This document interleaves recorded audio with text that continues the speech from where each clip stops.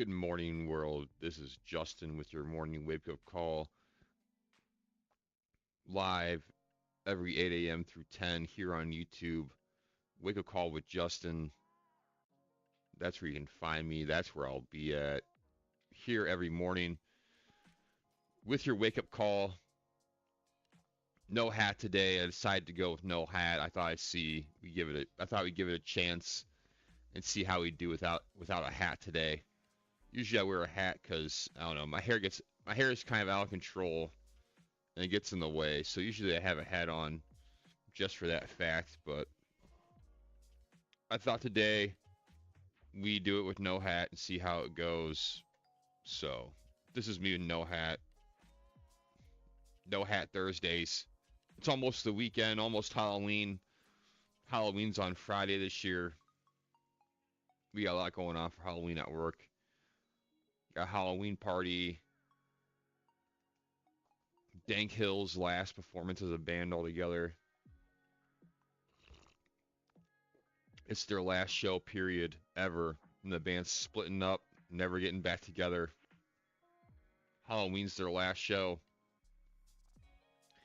It's going to be interesting. It's going to be busy. It's going to be a busy weekend for sure. Well, Friday's going to be the busiest day for sure. Other than that, though, it's going to be pretty chill. But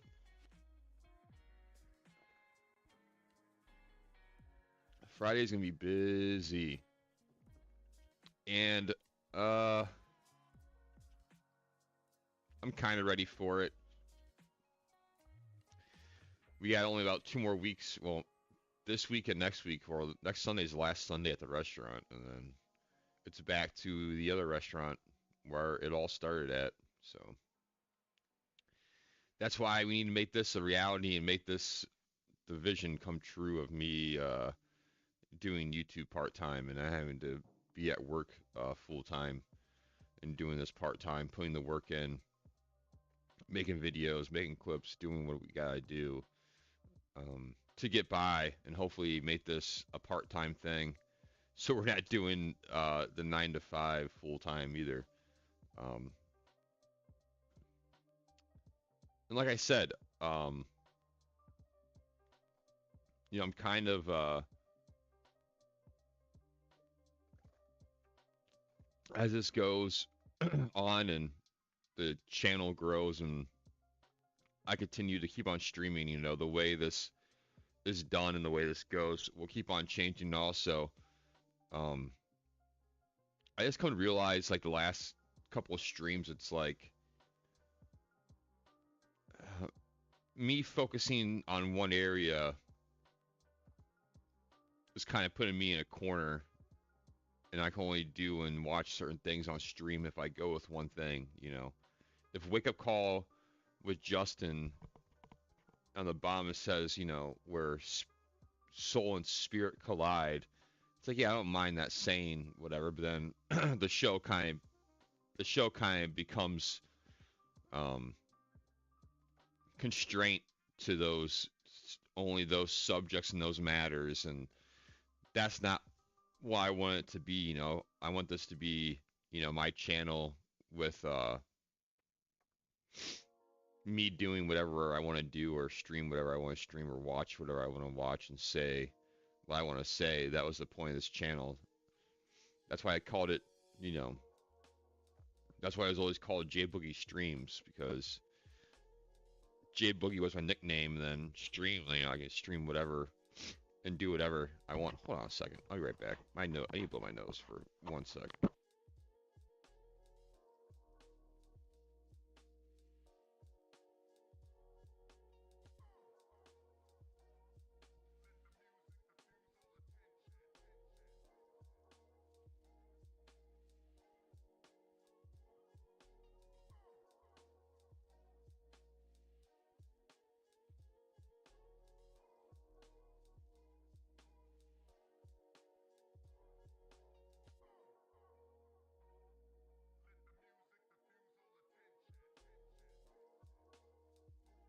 All right, that's way better.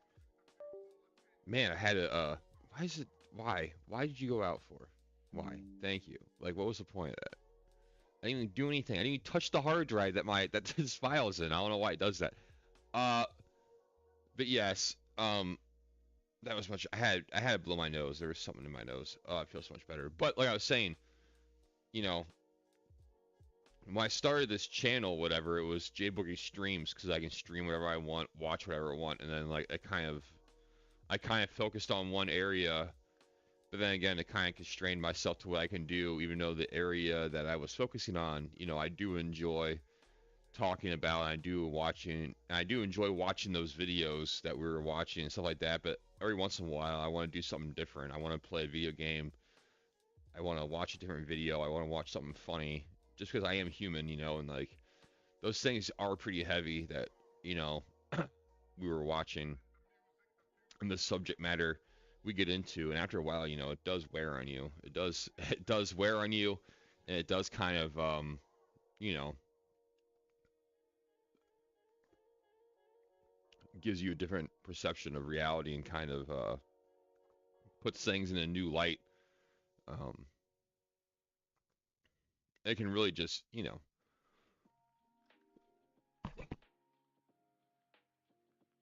you're not ready for it, it can definitely bring you down a little bit. It can definitely make you a little negative just because it's so heavy and just so not what you're used to hearing, really. So, um, you know, I kind of want to bring it back just to wake up call, have fun, watch some serious things here and there, and do what I kind of want to do, and just put a show on, really, and just have fun doing a morning stream and being part of your morning and waking you up with my show. At the end of the day, I do want to enjoy ourselves and not to be so serious all the time and like be doom and gloom and things like that. At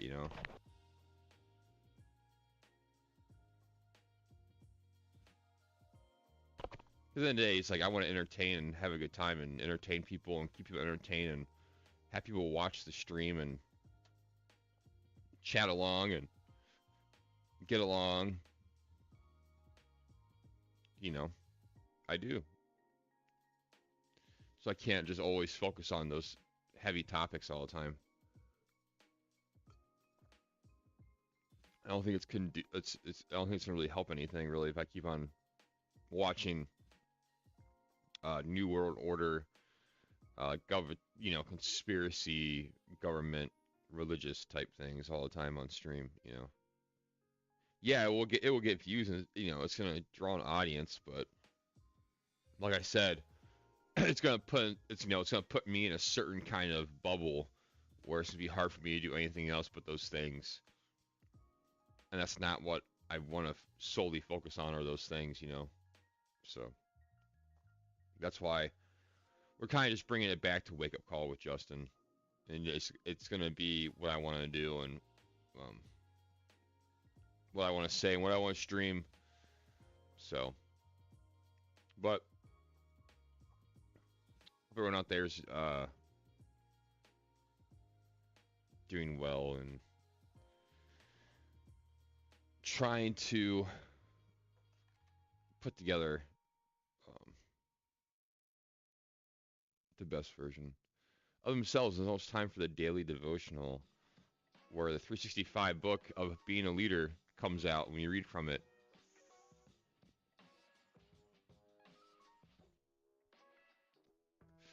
Now I give my take on what it takes to be a leader in today's day and age. To be a leader, yo, it's called A Leader's Heart.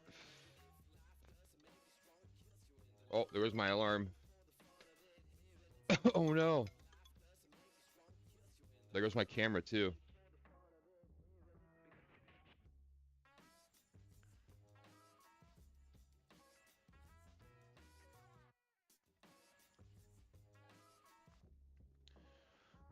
All right, A Leader's Heart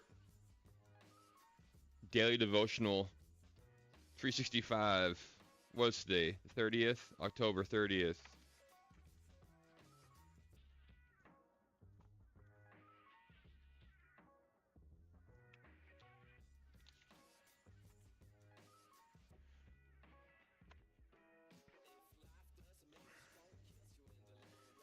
October 30th.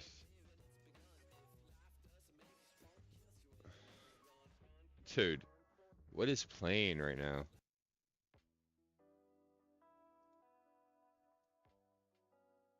All right. October 30th, when people are esteemed, relationships are redeemed. Do not boast about tomorrow, for you do not know what a day may bring forth.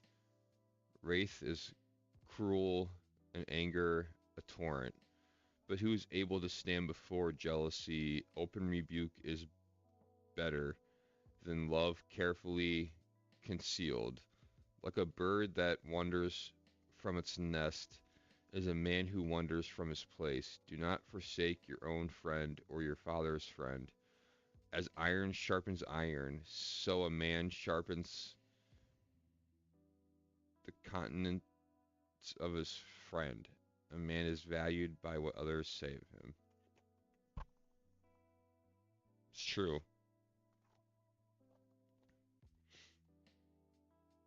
Leaders know that people are an organization's most appreciable asset. Therefore, people skills are a leader's most important attribute. Proverbs 27 teaches that if people are esteemed, relationships are redeemed. Don't brag, don't envy, don't forthright, don't forsake your roots, stay close, add value, don't be moved by flattery. How do you esteem those around you? Um, how how do I esteem? What's the definition of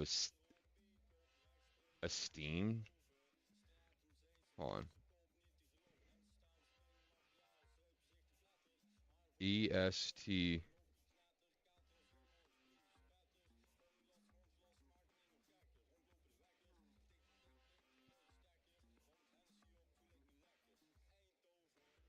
Oh, how do I respect those around me?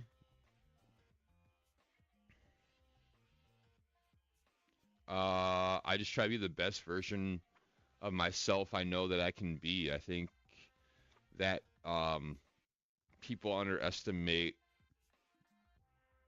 like the only thing you can really do in this life is be the best version of yourself.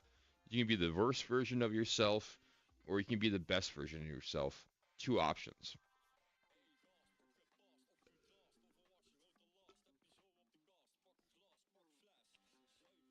If you choose to be the best version of yourself,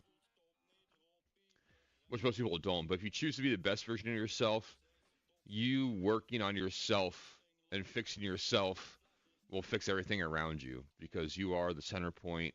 You are the starting point of everything in your life.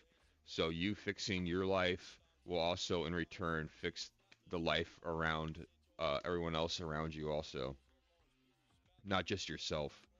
So don't think that that you doing that won't affect people because it will. It'll affect everyone around you. You you being a better you will make everyone else better in the long run because it will make a better relationship, a stronger like people will respect you more, and it will just be a snowball effect of things piling up one after another. If you just take care of yourself and become the best you know how to become, everything else will just fall into place. You really wouldn't have to do much besides work on yourself. But no one really wants to work on themselves anymore. So that's really the main problem of the whole thing. Not the whole thing. That's like part of the problem, though. It's like no one really wants to work on themselves anymore, and people don't realize, them fixing themselves would fix a majority of their problems in life, if not all their problems in life.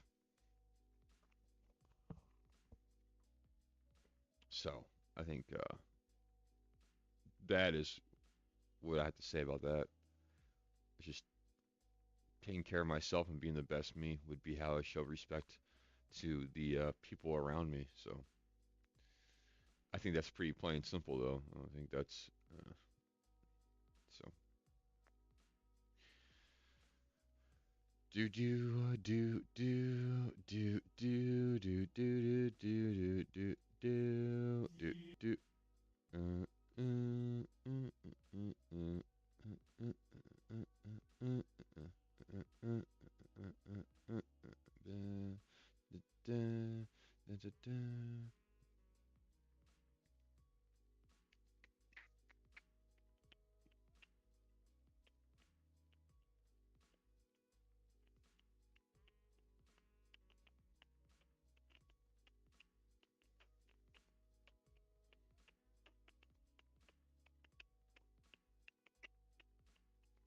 What happened to honesty?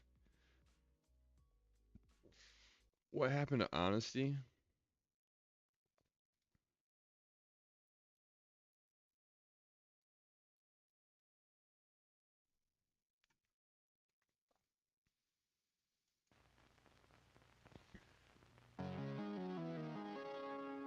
What happened to, I don't know what happened to honesty. I guess we'll find out here, won't we?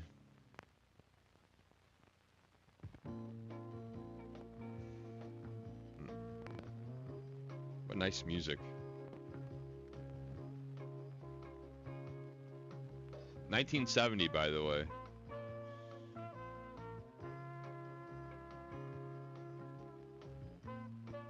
Uh,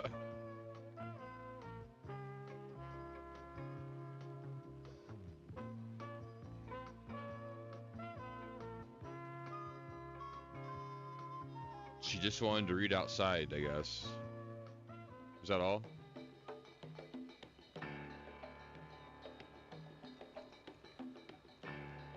What's going on? Uh-oh.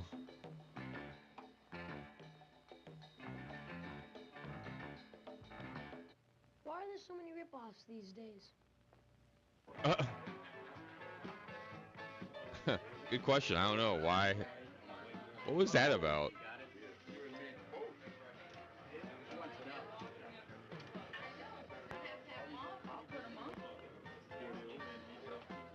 No, not the wallet. No, no, don't take the... Well, there's always been thieves. I guess there always will be some. Dude, what?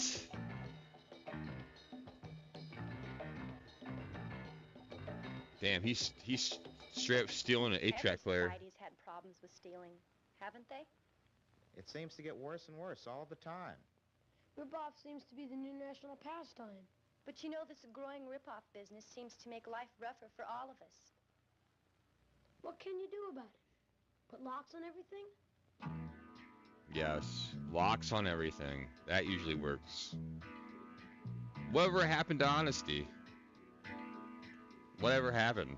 That's a good question. If you don't lock it, you lose it. What a way to live. Locking things up. Does everybody have to steal?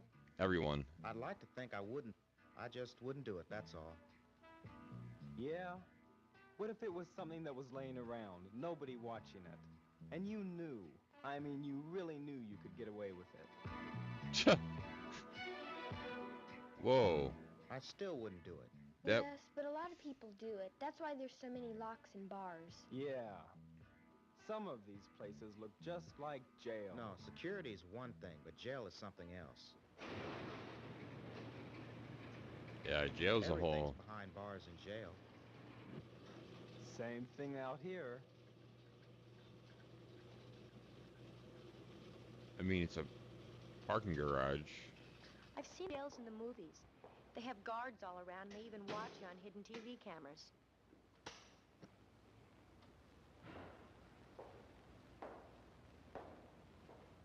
Okay. The worst thing is nobody trusts you. I bet if you go to the shower, they watch to see that you don't steal the soap. Same thing out here. Hey, it is kind of like living in a big jail. Hey, what's the big idea?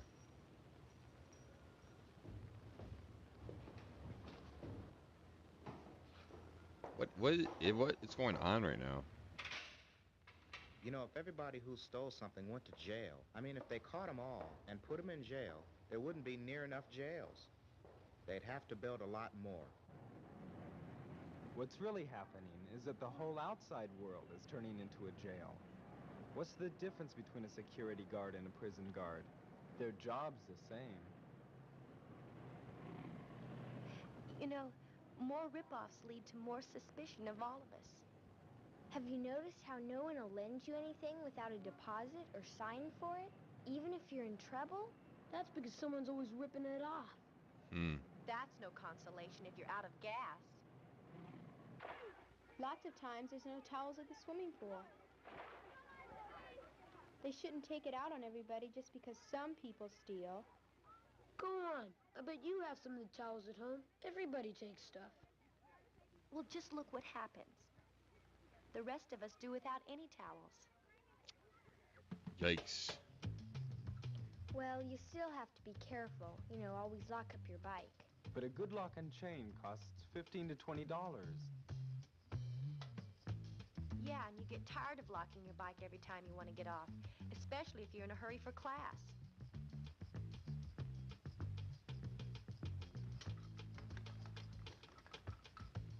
And they can still get it.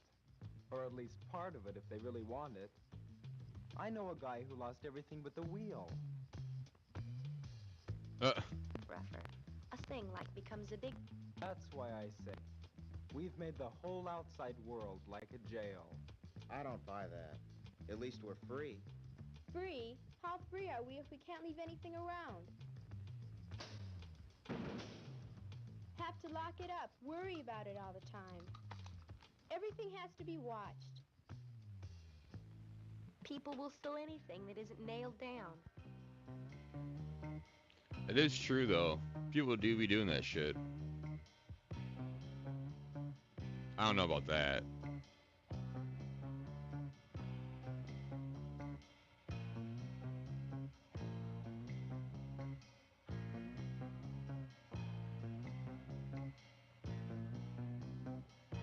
What are they gonna steal? The silverware? No way.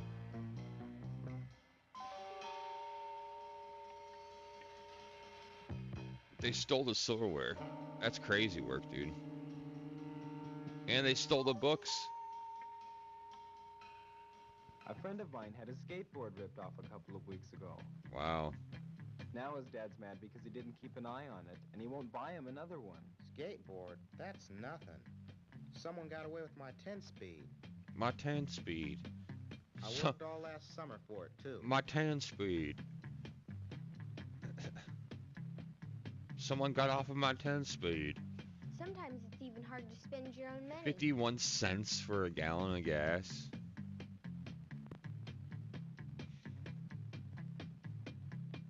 Well, it definitely wasn't $51, I don't think.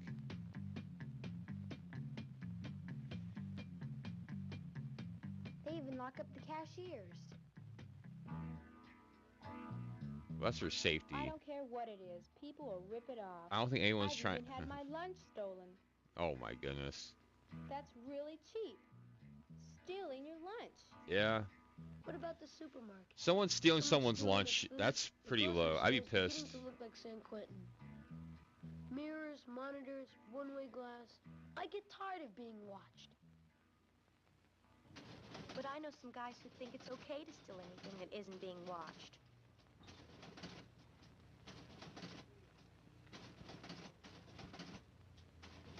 Their shoplifting hurts all of us. You know who pays for everything that is stolen? Who? You and me. The store raises the prices on everything. I guess the only thing left to do is to put guards all over the Wow. place. Homes, parking lots, Everywhere. schools. Bathrooms. Can you imagine how much that would cost? It already costs a fortune for the security the stores have to use. And you know who pays for it. One on the west side of the big number one. 10-4, is that the north or south alley? I don't know what side that is on. B-Day, that will be the north alley. 10-4, I'll meet you there. Well, that doesn't make life any easier if you have to hire a guard to watch every piece of property. Huh, maybe that's the way to solve the unemployment problem. Hire half the people to watch the other half. Yeah, Who's maybe. gonna watch the guards? They already spy on you. You may not know it, but they do. Closed circuit TV. 539, check the girl in the yellow sweater. She was seen putting a bottle of shampoo in her purse. They have to spy on people. Otherwise, they lose half the store. It's true. And what about the burglar alarms? With the rip-offs these days, you can't open a business without paying for a security system. It's like buying protection. Well,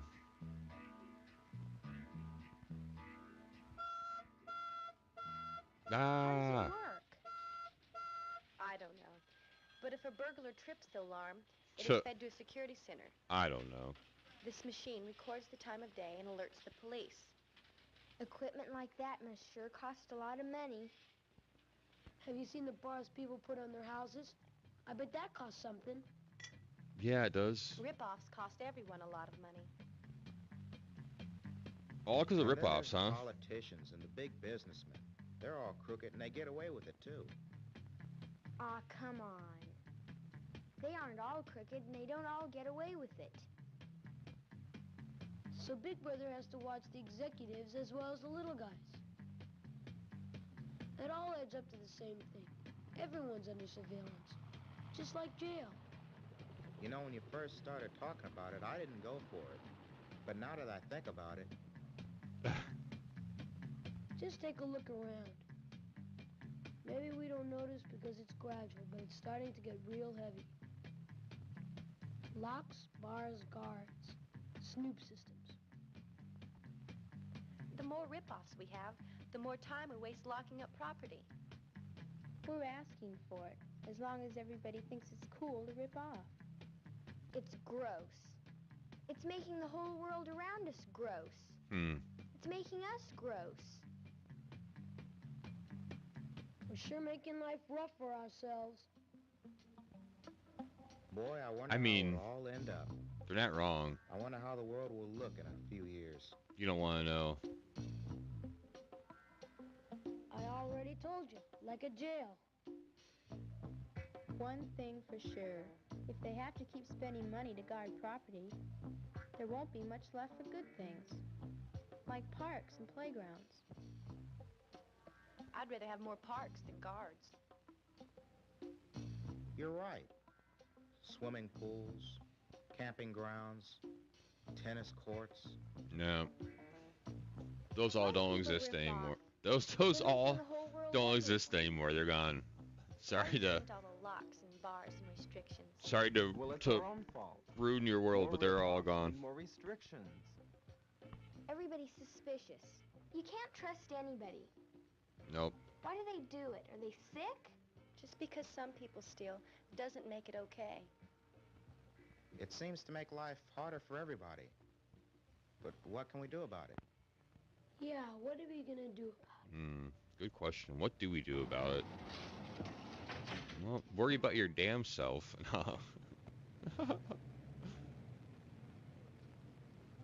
That was the whole film.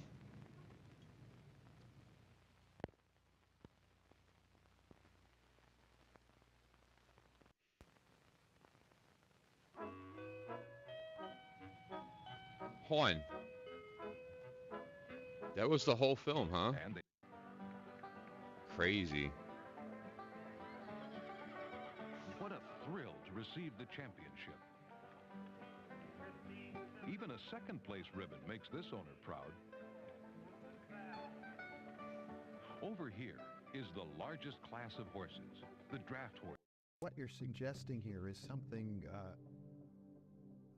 I think if I can read into what you're saying, it has implications for science and for the scientific community. We're locked in this apparently solid, substantive reality. The universe has many, many levels of reality. We just haven't accessed the level that shows us how profound and magical that reality is. What I'd like to do next is I'm working on a book that is the practical application of this holographic idea in all of its various phases. We've got to understand that we have this enormous capability, but our conscious mind feeds it all kinds of things unwittingly and gives it all kinds of mistaken directions. And I want to write a book that really deals with all these things on all kinds of levels, saying, here are the practical applications, how it ways it. You don't have to deal with the very sort of heady space-time aspects of these things.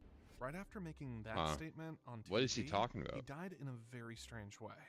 His name is Michael Talbot, an independent researcher who had decoded reality, or multiple realities. And he died? Something most people were never supposed to know. After that? He passed away suddenly, and his ideas forced many scientists to question what they 38, thought they so knew. young. Talbot's central claim was bold. This world isn't the only one. There are parallel realities happening at the same time, but we can't normally see them. By the late 20th century, quantum mechanics had already exposed cracks in the traditional view of an objective universe. The double-slit experiment revealed that particles behave differently when observed, Indeed, yeah. suggesting that the observer is not outside the system, but part of it. Rather than dismissing this as an anomaly, Talbot treated it as the foundation of understanding existence. Reality in a hologram can manifest in two ways, as a concrete image or as this sort of indecipherable blur of energy. An analogy to this is kind of when you're watching Johnny Carson on your television set. That's really, his image is encoded in two ways. One is as the concrete image on the TV set, one is as the blur of radio waves permeating the living room. And if the universe is a hologram of some sense, in some way, it suggests that there may be two very drastically different levels to reality, that the concrete reality we see, you know, when we look at these chairs and at you know, the trees and the clouds and everything like that, Our bodies. are just one way that reality manifests, and that at some deep level there's a level of reality where everything dissolves into an ocean of energy that is holographically connected, where that's wild. Every portion of the universe is contained in every tiny area of the universe. From this perspective, reality is layered. Each level of perception connects to deeper levels, and all of them converge into a unified field where the division between mind and matter disappears. Within such a framework, death is not an ending, but a transition, a movement into another layer, similar to shifting frequencies. This wasn't presented as vague speculation. It was a coherent framework. Matter depends on consciousness, not the other way around. For ordinary readers, this was a shocking reversal of common sense. For certain institutions, it overlapped with secret research into altered states and perception. If you take two subatomic particles like electrons, in certain instances, when you do something to one, it will always affect the other, no matter how far apart they are. It's kind of like stories that you've heard of identical twins where when one is hurt, the other feels the pain. And the problem is that we can find no process, I believe how you can manifest. That's how you can manifest stuff. How these could be sending a signal in reality. back and forth. In fact, Because it would have to be faster than the speed of light. instantaneous. It would have to be an instantaneous signal, and Einstein's theory of relativity said you can't have instantaneous signals because it would mean that you could violate the time barrier and conceivably call your grandfather and tell him not to marry your grandmother. And most physicists say, well, this would be just too troubling to incorporate into a rational picture of reality. Think about identical twins. There are countless stories where one feels something the moment the other is hurt or in danger, even if they're miles apart. It's hard to explain that in normal physical terms. Talbot connected this with what physics was already finding at the quantum level. Particles that act the same way, linked instantly no matter the distance. Yeah. And if matter itself can stay connected like that, then maybe our minds work through the same hidden network, connected in ways science still doesn't fully understand. Oh, for sure. If the universe is holographic, then everything we experience is interconnected, and every part reflects the whole.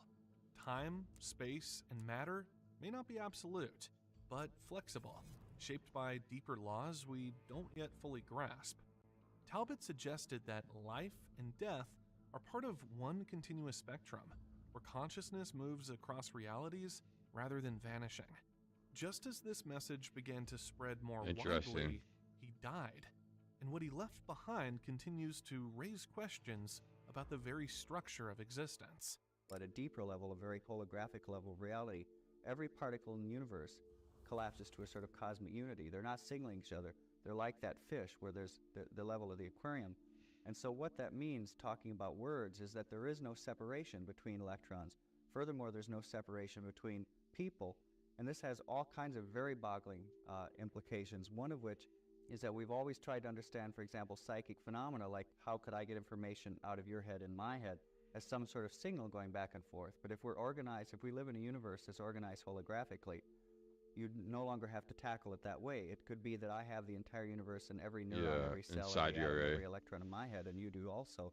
So when we can access that, we can access information that seems to be beyond our normal sensory reach. This was one of his most provocative claims, that separation itself is an illusion. Yeah, I believe that. If every part of the universe already contains the whole, then the idea of being isolated, whether as particles or as people, simply collapses. What appears as distance is just part of the projection. In that sense, telepathy or intuition would not be about sending signals back and forth, but about accessing a field that already holds everything, everywhere, at once. The real shock was how far this could go. If every person carries the entire universe within them, then boundaries between minds are only temporary filters. Under certain conditions, I do believe those that. filters could loosen. 100% I believe that. Experiences usually dismissed as paranormal might be glimpses of how reality truly works. Well, it also turns out that our brain uses Fourier transforms to translate visual information. This is a very unusual state of affairs. It's kind of like discovering Eskimos speaking Spanish. You know, it's not proof that the brain is a hologram, but it's suggestive that the brain is a hologram.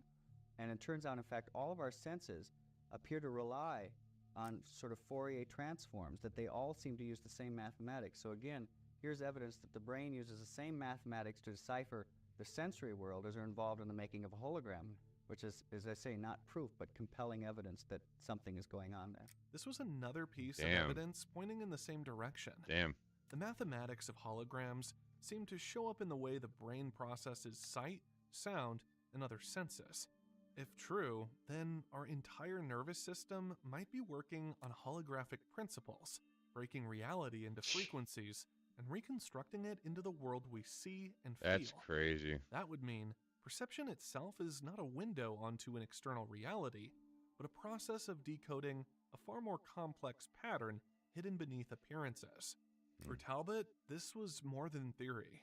His perspective was shaped by direct experience. At a young age, I had an out-of-body experience where I left my body, and it became quite apparent to me while I was having this experience that I was thinking, but my brain was back in my body, which I could see in my bed. I knew it wasn't just a dream because I floated out over the ground outside my family's house, and I saw a book lying on the ground, and it was a book by the French short story writer Guy de Maupassant. And the next day, a neighbor said, "By the way, Michael, I lost a library book by Guy de Maupassant. Have you seen it?" And I thought, well, I floated over it last. I didn't tell the neighbor that, but there was the book.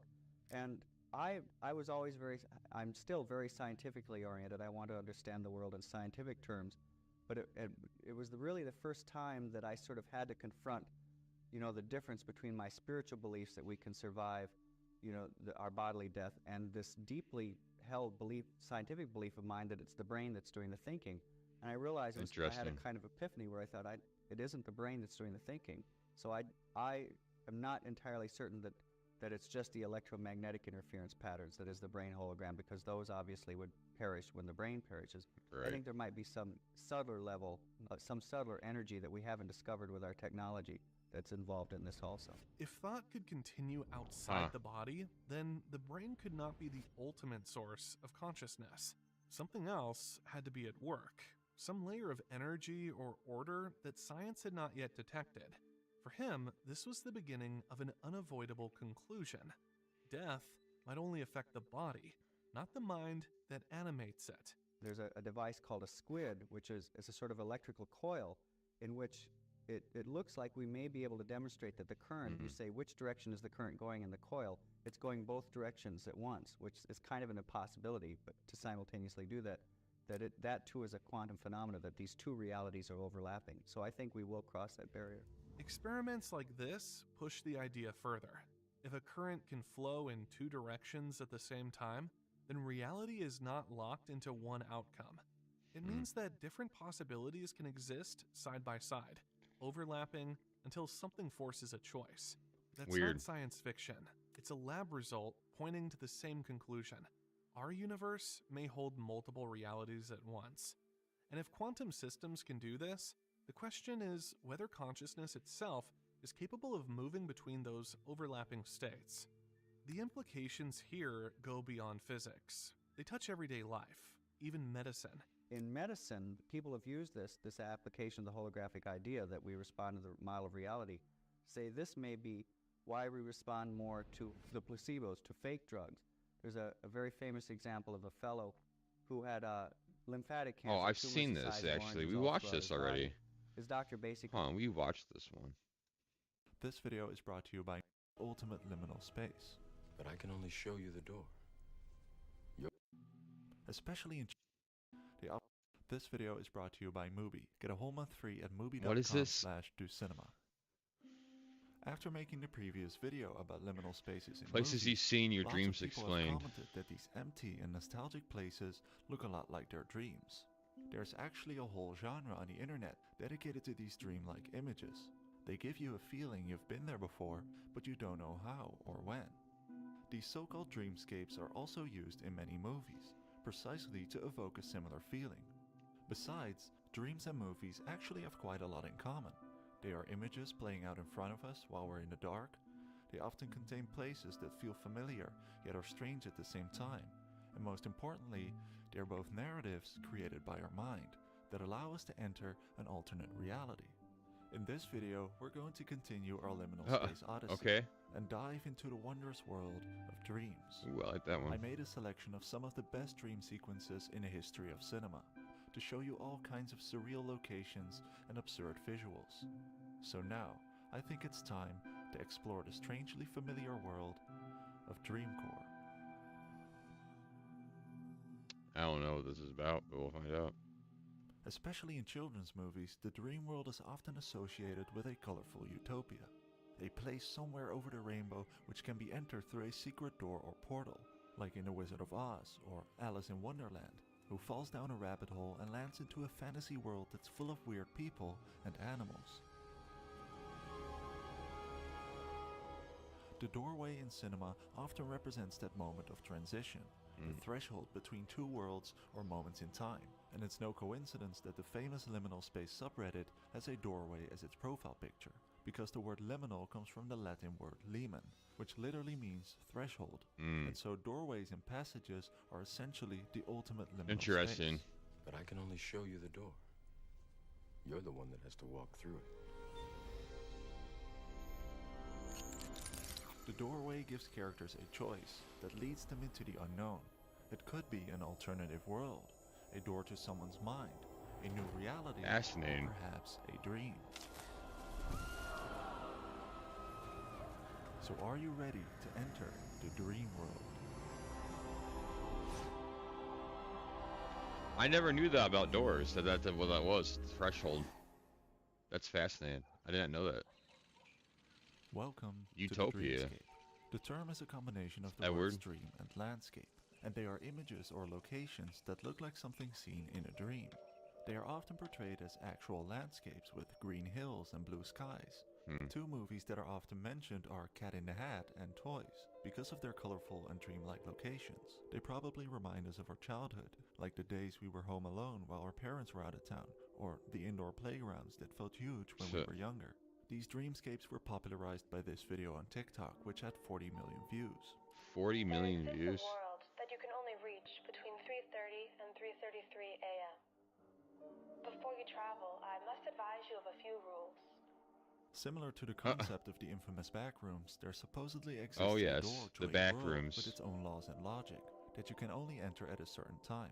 The video is part of a broader genre created by the internet called Dreamcore that uses images like the dreamscapes, videos, and music in order to recreate the general feeling of a dream. And rule number 4, the most important of them all. Wear a watch at all times. Time is weird there, and if you don't have a clock on you, time will warp into nothingness and you won't know when to leave. That's all. Safe travels.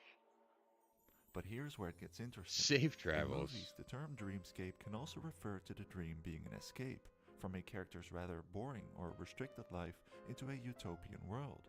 Willy Wonka's Chocolate Factory, for example, is the ultimate dream world for kids. When Charlie finds the last golden ticket, it becomes his escape from poverty into a magical world full of candy, where suddenly everything is possible. And when Dorothy steps out of her gray house into the bright musical world of Oz, it signifies her escape from the restrictions of home.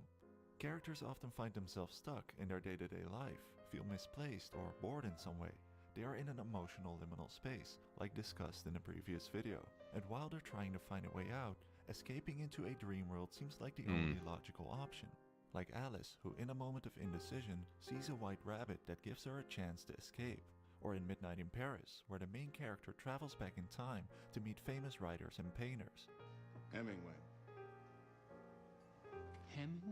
All because he has difficulty living in the present. All these worlds are portrayed as utopias. What but movie the word is that? utopia is a combination What? of the Greek words ou, meaning no, and topos, meaning place. A utopia is therefore a non-place, No place. a seemingly perfect world that is unrealistic or doesn't exist. In Huh. many stories, characters end up getting stuck in the dream world, simply because things are too good to be true. This happens in Coraline, Alice in Wonderland, I've never Spirited seen that Away, movie and ever. Edward Scissorhands, who all wandered into a seemingly perfect world, but now need to find their way out. But even worse, what if you never realized you were living in a dream world, and you've never actually seen the real world? Then following the White Rabbit starts to get a whole new meaning. The Matrix subverts the idea of the dream world being the escape. Neo has been living in a simulated construct his entire life, called the Matrix, but when he gets a message on his PC, he is told to follow a white rabbit that leads him to Morpheus, who gives him the decision to stay in his dream or to wake up and see the real world. You take the blue pill, the story ends. You wake up in your bed and believe whatever you want to believe. You take the red pill, you stay in Wonderland. Ooh. And I show you how deep the rabbit hole goes. It's a tough call. Surrealism. The most famous movie about exploring the nature of dreams is Inception by Christopher Nolan. The Yeah, movie it shows is a how good most movie. of the time we are unaware of the fact that we're dreaming, but occasionally we are able to transcend this barrier of unawareness. This concept is called a lucid dream. It's when you become aware that you're dreaming, allowing you to explore and even manipulate the dreamscapes. Kinda like this SpongeBob episode. You know, Patrick, this is a dream. You can do anything you want. Yup. I mean anything. Watch. I can turn into a skyscraper going up. Huh? I can make a million of these. Huh? Yup. Tartar sauce. I'm going to a different dream. Okay, bye SpongeBob. Inception uses a technology called dream hacking, which allows them to enter other That's people's great. dreams like SpongeBob, and even enter a dream within a dream, within yet another dream. Time plays a huge role in Nolan's films, from severe time dilation in Interstellar, where 1 hour on Miller's planet equals 7 years on Earth, to the use of reverse time in Tenet, and so does this in our dreams, because we are not really aware of the time passing. You might recognize this famous painting by Salvador Dali called Yep. The Persistence of Memory. This is probably the first dreamscape ever created, which dates back to the 1920s Surrealist movement. Been to his the melted museum. watches refer to the It was fact amazing. that time and space are often distorted in our dreams. Just like in the back rooms, what feels like a decade might just be a few minutes in reality. And in Inception, the more dream levels they go down into the subconscious, the slower time starts to move. Some claim that Inception was inspired by the anime Paprika, as many of the shots and concepts are very similar. But if we are able to control dreams, can we also have control over time? The movie Primer had a budget of only $7,000 and is one of the most realistic movies when it comes to time travel. Two guys start experimenting with a time machine and change the past and future to make infinite money on the stock market, but they soon discover that their actions lead to dark consequences. The butterfly effect refers to the idea that small changes such as the flutter of a butterfly's wings can cause big changes in the future. A single decision could make your future look completely different. If Neo had taken the blue pill, the movie Interesting. would have ended fairly quickly. The main character in Mr. Nobody has to choose between his mother and his father. In the seconds preceding, we see the rest of his life flash by, wondering where each choice will take him. Maybe you've ever had a déjà vu. That strange moment when it feels like you've been somewhere before. Now imagine waking up one day, only to realize you've already lived that day before. Then waking up the next day and it's still that same day. And again, and again, and again. In the movie Groundhog Day, Phil has to relive Groundhog Day all over again. His quest becomes to escape this endless cycle. Sometimes we also have these recurring dreams, like Harry Potter, who keeps seeing the same doorway and strange people in his dreams. Have there been others like this dream? Yes. Always the same one. Dumbledore has a pensieve where he's able to store and review his dreams and memories. Sir, these dreams, what I see, you don't think it's actually happening, do you? I think it's unwise for you to linger over these dreams, Harry. I think it's best if you simply cast them away. But while some are able to save their memories, others want to erase them. In Eternal Sunshine of the Spotless Mind, after a Interesting. breakup, Joel and his ex-girlfriend use a machine to wipe all the memories they had with each other. But while the memories are slowly being erased, Joel wants to stop the process and tries to do everything he can to preserve them. All these movies show how hard it can be to distinguish the dream world from the real world, or distinguish the dream from another dream, or even the past from the future. This scene from Inception symbolizes the infinite amount of realities which can exist in the dream world, because the biggest threat that all these characters are facing is the potential loss of their grip on reality. That's why Cobb has a totem in the form of a spinning top. If it keeps spinning, you know you're in a dream, but when it stops, you're in reality. And Harry Potter has to undergo intense mind control training from Professor Snape to make sure his biggest nightmare does not become reality. Concentrate, Potter. Focus.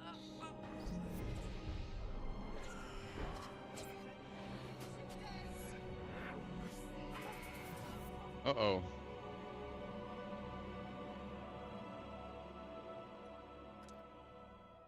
You've been living in a dream world, Neo. This is the world as it exists today.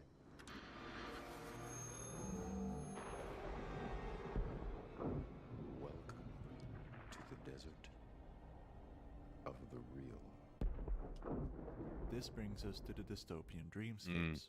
A world where it becomes harder and harder to distinguish the real from the artificial is also explored by Blade Runner. It shows a dystopian future in which dreams and memories are just fabrications implanted in people's minds to make them believe they are real people. Officer K, however, might be the last person to have real memories and goes to the place where they are created to find out.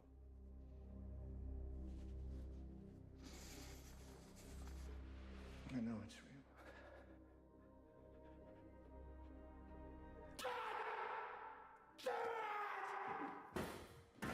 Huh? What? Never seen Blade Runner. Sometimes a character's isolation or imprisonment can lead them to create an imaginary world as well, like in the dystopian movie 1984. Do you know how long you've been here? No. Weeks? Months? Do you know why you're here? Hallucinations and dreamlike scenes are often used in movies where the main character is becoming mentally unstable. We see this in movies like Fight Club and Donnie Darko, where the main characters create alter egos caused by insomnia or schizophrenia. These unreliable narrators give us a hard time distinguishing fact from fiction because we experience everything from their perspective. And in Shutter Island, where the main character has daydreams of meeting his wife who passed away, only to realize that it was all an illusion. In Life of Pi, the main character has been surviving in the Pacific Ocean after a shipwreck, together with a tiger on a lifeboat, and after months he thinks he sees an island.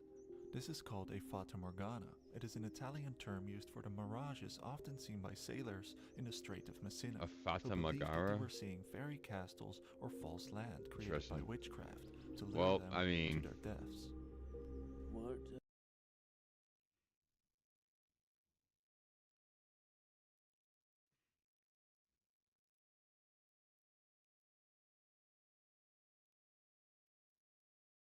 the Amish. 14 to 17 are very, I can at least find their statement. What's interesting is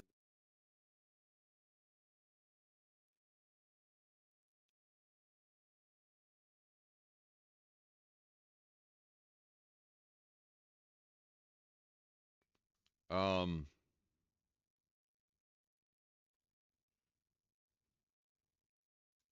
And what we were trying with the thousands of times.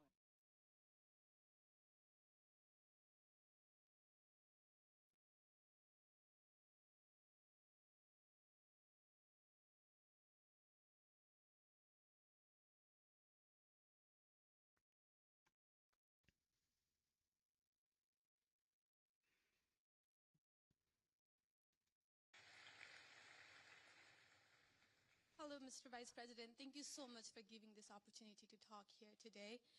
I did not agree with many of the things that you said right ahead of this, but I don't think that's my point to discuss here. What I want to ask is, you are married to a woman who is not Christian. In her Wikipedia, I mean, I just looked that up. I wanted to know what her faith was. I didn't know this before. But she still calls herself Hindu. You are raising three kids in interracial, cultural, racial, religious household. How are you maintaining or how are you teaching your kids not to keep your religion ahead of their mother's religion? Or how are you teaching them that your kind, they're that kind who got here just few years or few decades ago is different or is better than your mom's kind who got here just a generation before? How are you balancing that? And when you talk about too many immigrants here, when did you guys decide that number? Why did you sell us a dream? You made us spend our youth, our wealth in this country and gave us a dream. You don't owe us anything. We have worked hard for it. Then how can you as a vice president stand there and say that we have too many of them now and we are going to take them out to people who are here rightfully so by paying the money that you guys asked us? You gave us the path, and now how can you stop it and tell us we don't belong here anymore? And one more thing, I'm sorry. One more thing. Do you have to be... I don't know if I'm going to remember all this, but I will try. I'm sorry. I had to say all of this, and please take it with due... I mean, I'm saying all of this with due respect. Go ahead. Please. I have no intention of causing a scene here or anything, but... We're not close to causing a scene, don't worry. But we talked about Christianity, all of this. I'm not even Christian, and I'm here standing to show support. Why are we making Christianity one of the major things that you have to have in common to be one of you guys, to show that I love America just as much as you do? Why is that still a question? Why do I have to be a Christian? Okay, so there was a lot there, and I'm going to try to respond to as much of it as I can. So on the question of immigration, so first of all, I can believe that we should have lower immigration levels, but if the United States passed a law and made a promise to somebody, the United States, of course, has to honor that promise. Nobody's talking about that. I'm talking about people who came in violation of the laws of the United States of America, and I'm talking about in the future reducing the number of people. Sorry, what? May I continue on that? Because when you just said you are not stopping with the people who came here legally, right? But you are pushing out policies that hurt us. And these policies are not even solving the problems. These policies are just creating... What policies? Okay, so again, I'm gonna finish answering the question, and then if I've answered all 9 of your questions in less than 15 minutes, then we can keep on going. We got to have a little fun, right?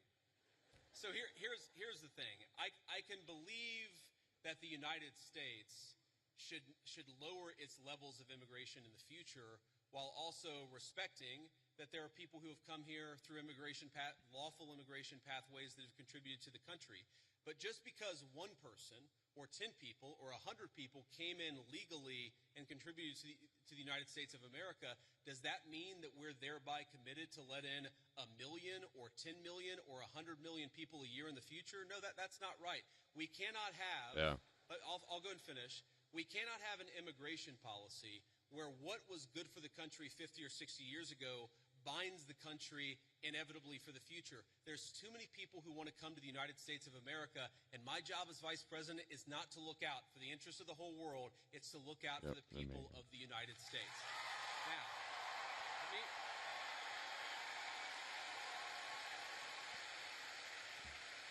Now, you asked a personal question about our interfaith household. And yes, my wife did not grow up Christian. I think it's fair to say that she grew up in a Hindu family, but not in a particularly religious family in either direction. In fact, when I met my wife, we were both, I would consider myself an agnostic or an atheist, and that's what I think she would have considered herself as well. You know, everybody has to come to their own arrangement here. The way that we've come to our arrangement is she's my best friend. We talk to each other about this stuff. So we decided to raise our kids Christian. Our two oldest kids who go to school, they go to a Christian school. Our 8-year-old did his first communion about a year ago. That's the way that we have come to our arrangement. But, thank you. My 8-year-old was also very proud of his first communion. Thank you, guys. I'll tell him that Ole Miss wishes him the best. But I think everybody has to have this own conversation when you're in a marriage. I mean, it's true for friends of mine who are in Protestant and Catholic marriages, friends of mine who are in, atheist and Christian marriages. You just got to talk to the only advice I can give is you just got to talk to the person that God has put you with, and you've got to make those decisions as a family unit. For us, it works out. Now, most Sundays, Usha will come with me to church. As I've told her, and I've said publicly, and I'll say now in front of 10,000 of my closest friends, do I hope eventually that she is somehow moved by the same thing that I was moved in by church? Yeah, I honestly do wish that, because I believe in the Christian gospel, and I hope eventually my wife comes to see it the same way. But if she doesn't, then God says everybody has free will, and so that doesn't cause a problem for me. That's something you work out with your friends, with your family, with the person that you love. Again, one of the most important Christian principles is that you respect free will. Usha's closer to the priests who baptized me than maybe I am. They talk about this stuff. My attitude is you figure this stuff out as a family, and you trust in God to have a plan, and you try to follow it as best as you can, and that's what I try to do. I want to make a final point.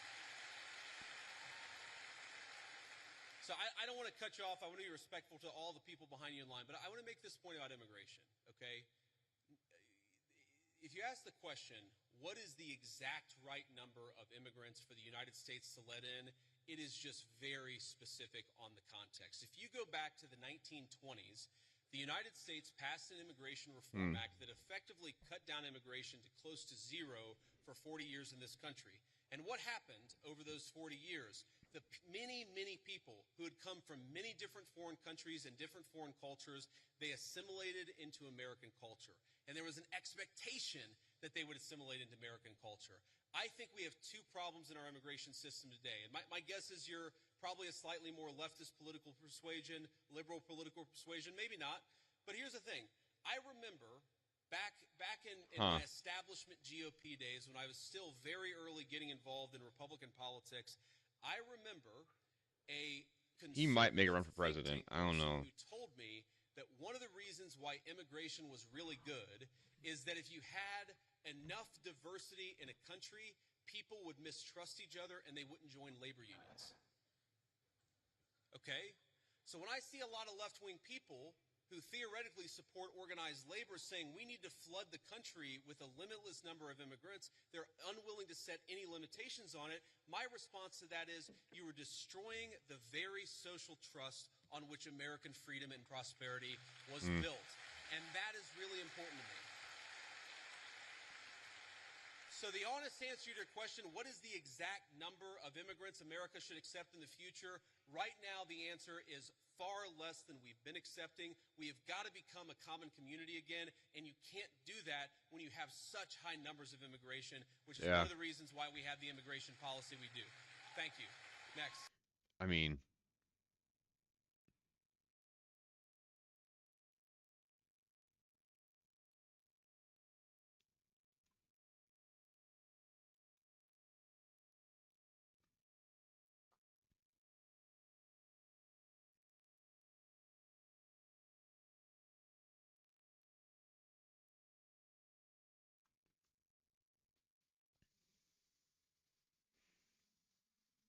should we play a little game now? Should we game a little bit?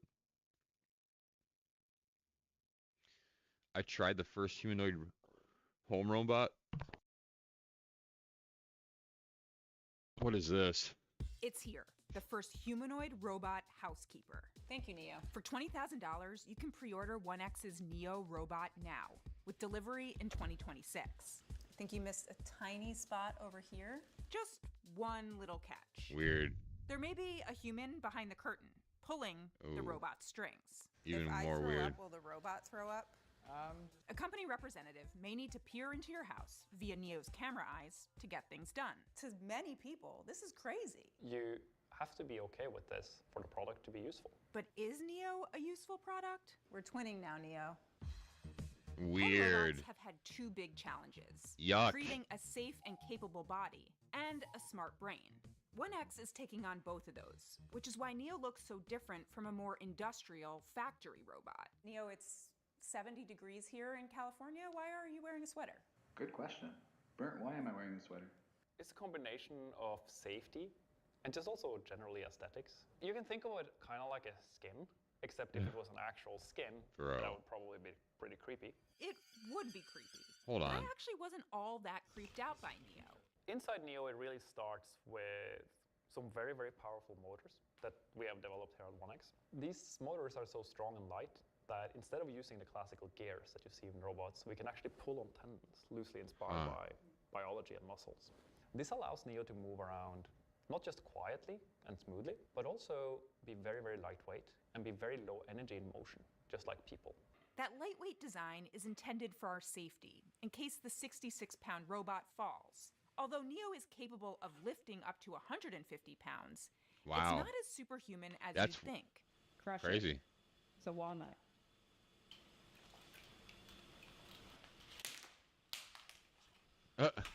There's this concept that we think that robots are like superhuman in like pressure and like strength. And some robots are because they're heavily geared. Weird. That means you're not sensitive. Hold on. Right? So is someone Delicate. controlling Neo that doesn't though, work or is like that this at all. actual a Works robot? like this. Robot. That's the So question. The finger strength of Neo is about the same as a human. That body lets Neo try to do a lot of things humans do. Emphasis on try. Can I get a water? If only the real world didn't have So doors. weird. This guy has All to. in, it took Neo a little over a minute to fetch a water from the fridge 10 feet away. Thank you, Neo. Next challenge, load 3 items in the dishwasher. You got this, Neo. You got it. Oh wow. Yikes.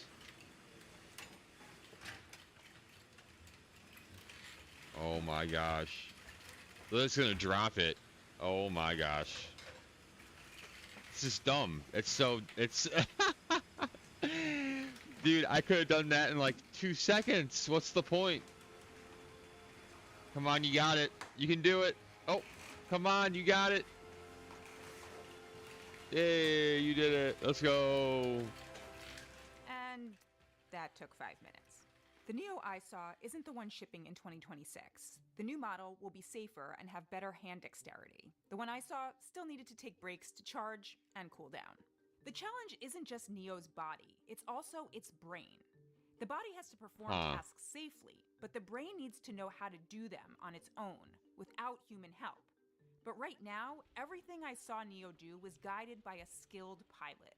Teleoperation is essentially when there is a human in the loop. And who is the voice I'm hearing right now of Neo? Hi, I am a remote operator in a different room in the building. And what's your name? Turing. What's your real name? Interesting. My real name is Turing. Like that's your name on your birth certificate?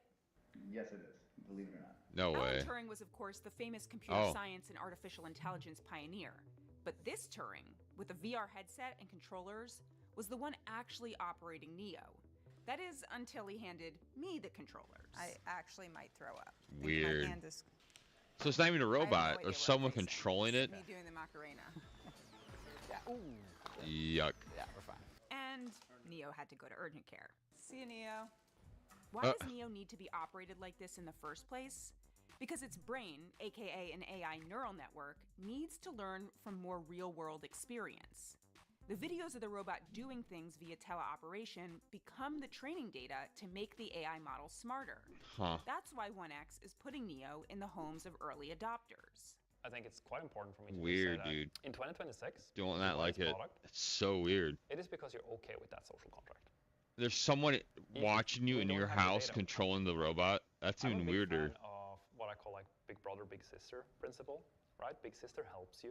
Big brother is just there to I would not like that, knowing there's an actual And person we are very much the big behind it. sister. Depending on how much you want to trade, we can be more useful.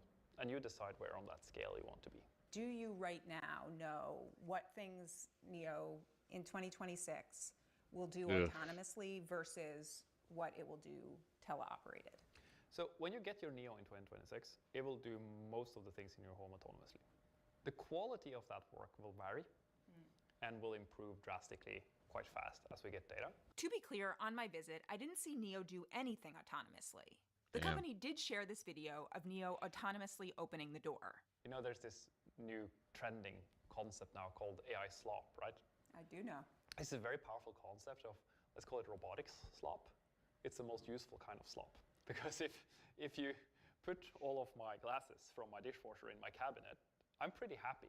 It is going to be not perfect, but back to like just incredibly useful. Neo might not fold my shirt perfectly, but if an arm is like kind of hanging out of the shirt, like it's okay. It's robotic slop. It's to me at least like that's very okay. Honestly, it isn't bad. Thank you. But the reality is, at least at first, much of Neo's work will be done by someone else. That's so weird. There'll be an app where you can schedule teleoperation, specifying exactly what and when you want Neo to do things in your house. So we want to, of course, make sure that we respect privacy as much as possible and that it's always on your terms. You are always in control. Some examples of this is the teleoperator does not see you, right? We can blur people. Teleoperator also cannot go into specific parts of your home where you set no-go zones. So that's enforced on the software level. So even if the teleoperator tried, they cannot get the robot to go into those homes. And also the teleoperator can never connect to a robot unless you approve it. Other companies, like Figure and Tesla, are also racing to build humanoid robots and develop their own AI models to make them fully autonomous. As someone who's always dreamed of the home robot straight out of the Jetsons. Let's go home, Rosie. Yes, ma'am. The dream finally feels within reach. But I also couldn't shake flashes of Ex Machina. Do you have a name? Ava.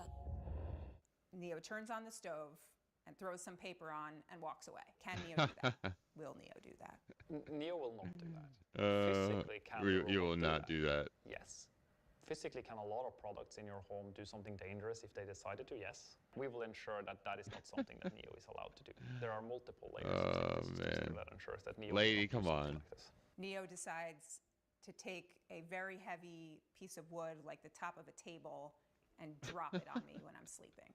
Neo will not be able to, or allowed to. It's physically capable, but it will not be allowed to pick up something that is that heavy. So it's like things that Neo cannot do is like pick up something that is very hot, pick up something that's very heavy, pick up something that's very sharp. Nice job, Neo. High five. Nice. Oh, I'm over here. Spending the day with Neo was a bit like spending the day with a toddler learning how to do things in the world. Come on, you got more than, oh, I'm gonna break the robot. The next few years isn't about owning a super useful robot. It's about raising one, letting it learn from your home, routines, and chores. Sounds awful. All at the expense of the privacy of your inner sanctum. Even if you think this is all crazy, what Neo really signals is the beginning of physical AI in our lives and homes. A future where we may work alongside a new kind of machine. What I really hope we can achieve is awkward, in 5 years, creepy. Everyone has a very high quality of life. Everyone has a feeling of independence, irregardless of their age or any kind of disability. And I do hope we can give people more of their agency back. Weird. And people can focus on what they actually want to do.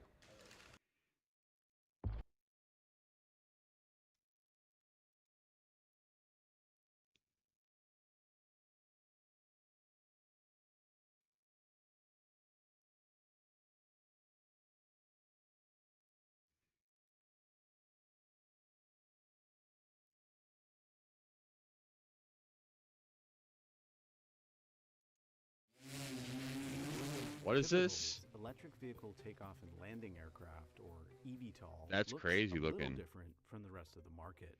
It's tiny with just one seat and weighs less than some motorcycles. You don't even need a pilot's license to fly it. It was designed that way on purpose.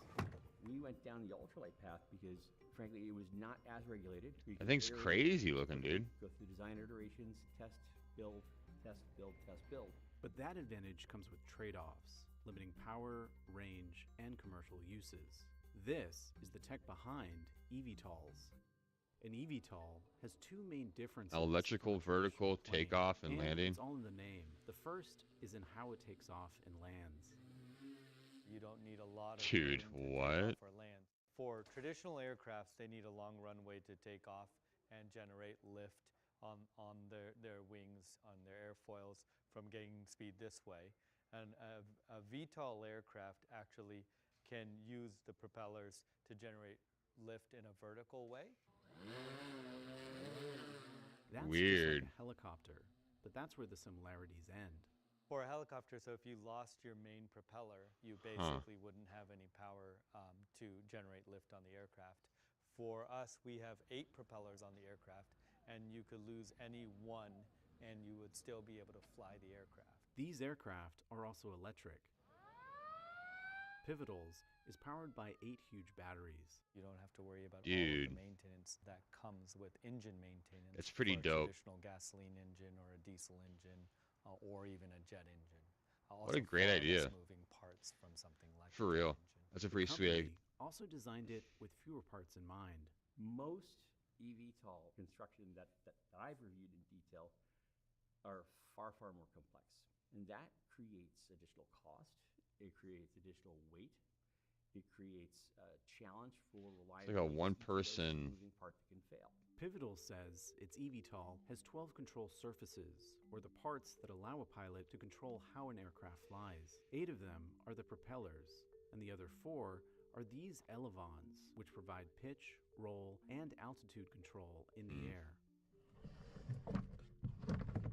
Another design choice gets rid of even more moving parts. Once airborne, the entire aircraft tilts to fly forward. Weird, dude. Traditionally, for a lot of electric vertical takeoff and landing aircraft, they will tilt either the wing set or some of the propellers. It looks crazy when it takes off like that.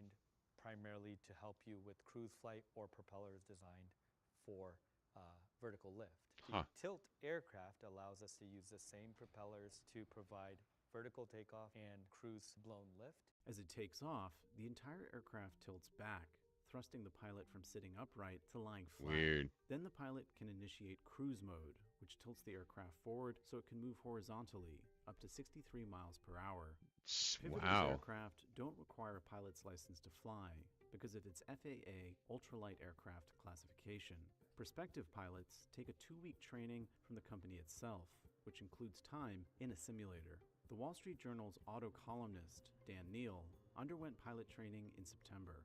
It was an investment of actually a couple of weeks of training there at Palo Alto in their offices, much of which I spent being really motion sick. Still, after the training and with no prior flying experience, he was in the air. That was a big one. My confidence level when I got into the machine was such that I could actually have a good time. It feels that easy because the pilot doesn't have to do most of the flying. The aircraft is largely controlled by the company's software. Takeoff and landing is largely autonomous. Once in the air, the pilot controls speed, direction, and altitude using one of these joysticks. The thumbstick here lets you go up and down in terms of elevation off the ground. The joystick going up and down allows you to tilt the aircraft. To control the that seems pretty simple. Pivotal software Not gonna lie. relies on a variety of sensors. So we have the pitot It sounds really simple. allow us to get to the air sensors in the flight electronics, and so those are letting us know what the wind speed and the air pressure is. Inside, behind the pilot, there's actually 3 flight controllers. We have GPS sensors and a variety of other sensors that allow the aircraft to understand where it is in space and what's going on with the environment around it. It's using that information to understand That's wild. how to change the speed of the propellers or to move the elevons based on what's happening around it. So for example, the aircraft will keep itself in the same position even when there's high winds or no winds. And so it's using the wind measurements to ensure that it's still holding its location. Pivotal's eVTOL Dude. starts at $190,000. The That's a has steal, already sold by the and way. Delivered 5 aircraft in early access. That's ahead of a lot of the industry in the U.S. That's a thanks to steal. the lack of If you got money to regulation spend. faces with an ultralight aircraft. But to qualify for that category, the aircraft, excluding certain safety devices, needs to stay. Listen, if I had $180,000 to spend, I would probably get one. Devices included, Pivotals comes to I would probably get one. 48 pounds. We make trade-offs all the time. We have to not put things in the aircraft we'd love to put in. We have to be very choosy about, radios. about Radios? Beacon lights, navigational lights, or anti-collision lights. We don't have extra airbags or any number of other things that you could enhance the aircraft with to make it even more survivable I want in the one. event of a crash landing. I want one. How do we get one of these? Range and flight time. The batteries on these eVTOLs can only support around a 20-mile or 20-minute flight. It's Oh. very mission limited because we're trying to squeeze into a Yikes. 300 and some odd pound weight envelope. While a 20-minute flight might make sense for a joyride, Yikes. that poses a significant hurdle for the company's commercial goals. Only a of 20-minute supporting flight? emergency services. Oof. And while the FAA allows ultralight Never aircraft mind. to fly in uncontrolled airspace, it also bans flying over any congested area. In other words, Never almost mind. anywhere people live and gather. The company says it expects to have a path to FAA certification for a larger eVTOL in the coming year or two. Pivotal is also evaluating how the aircraft can 20 be used in the miles is like military, nothing. but it acknowledges significant tweaks would be needed, like making it hybrid instead of just electric. That would increase the aircraft's range. The number one mission in our mind is contested logistics, and that is having a fleet of Hold on. aircraft That are was capable like, of I want carrying one of these until 2,000 pounds or more, 300 miles or more. it said 20 miles only. That's horrible, bro. 20 miles only? Below the aircraft. But that's a long way away. For now, even Dude, recreational pilots that's in other parts of garbage. Pivotal's market It's are horrible. skeptical. One thing aviators, flyers have said to me by way of pushback, they said, yeah, Why would you only want to fly 20 miles? Where are you going to go? That's nowhere, really. But if the company expands beyond the ultralight For category, 180,000? that could change. Shit. What we're doing is we're perfecting Better off a probably just getting a platform helicopter that's for that much money. scale, that I will imagine. actually become in a different implementation, likely using the same flight computers, many of the same sensors, the same architecture. Like, I don't know about that one. It was cool and all until it can only go so far.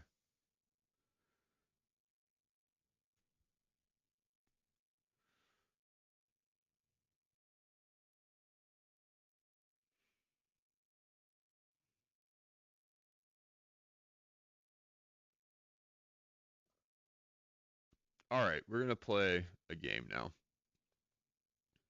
We're going game mode.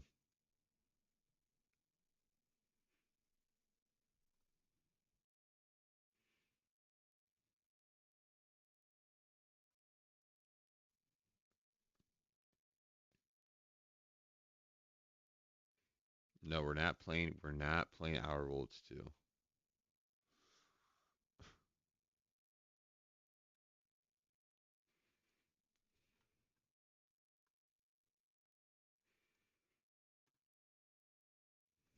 We're not playing out. No.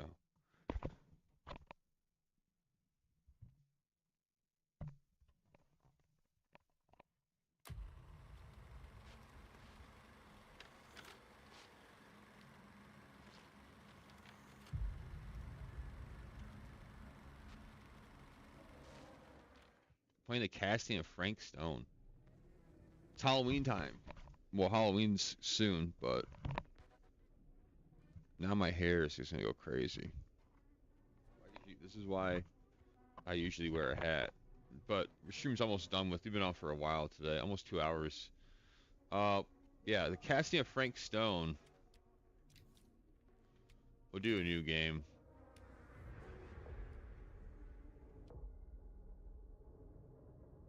Spooky season. If I put every choice made, every action taken has consequences. Some will save lives. Some will result in death. I've sacrificed everything searching for it. A world within a story whispered to me centuries ago. Of a timeless power, infinite in knowledge, voracious in hunger. Okay. A realm so close to ours, but always out of reach. Until I found him. Frank Stone. My key. My killer. I am Augustine Lieber. And I'm to change our worlds forever.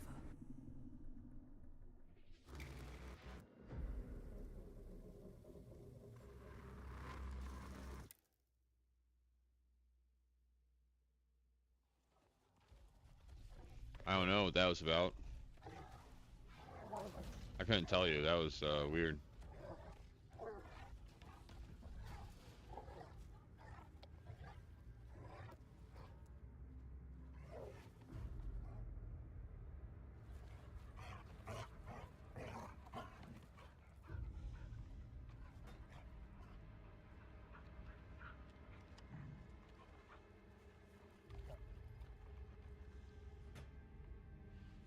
Okay.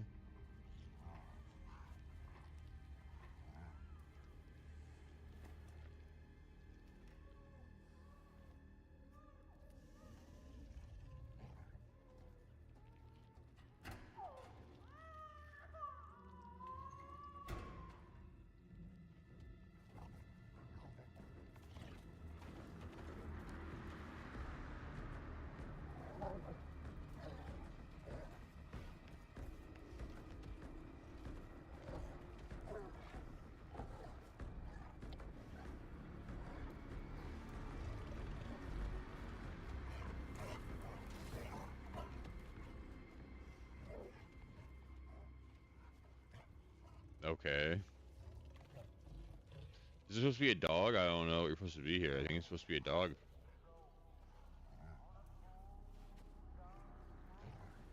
Hunt for missing infant continues.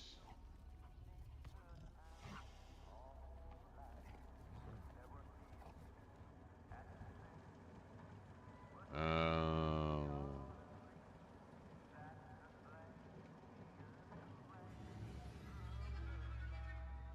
Cedar Steel Mill, 1963. 63, really?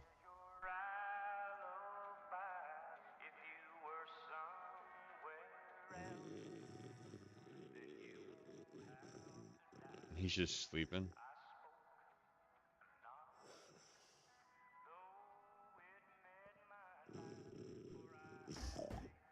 Wake up.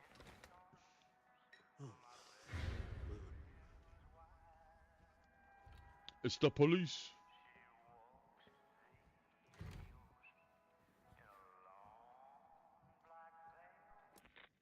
What you doing? I'm assuming you're the night watchman here. I am. Or just you? Covering the entire site? Oh, no. I got help. Where are they now? On duty? Mother Manor. Merlin just goes where he pleases. Merlin? Our dog. Doberman Pinscher. Best friend a fella could ask for. Loyal to the seventh horn sounds. Trust him more than I trust myself.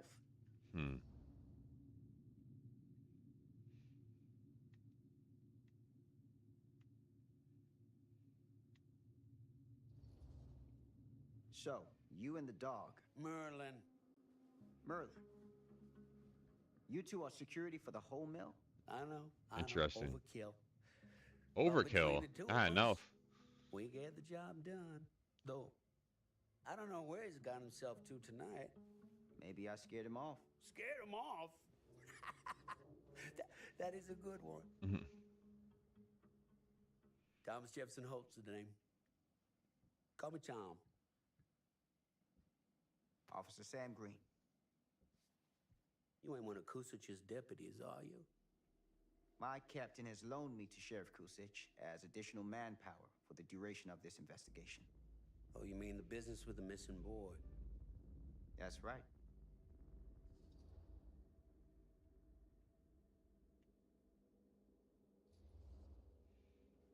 Been drinking, Tom? Just a little nightcap. Nightcaps usually happen before a nap.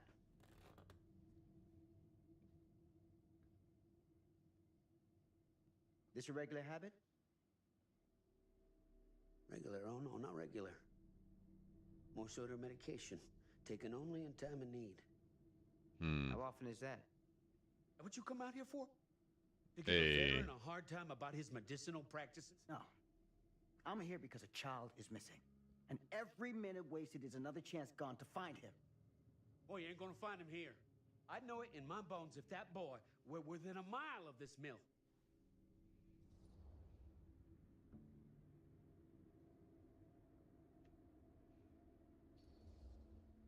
All the same, I'd like to take a look around. Yep, wanna do yeah, my job we're for taking me? we're Be taking a my look guest. around, buddy. We're going. I am gonna do your job for you. Thank you for your help, Tom. Happy to oblige.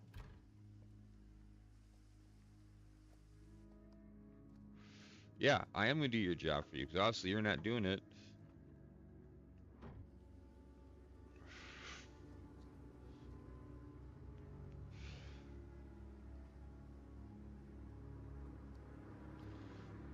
I mean, that part's obvious.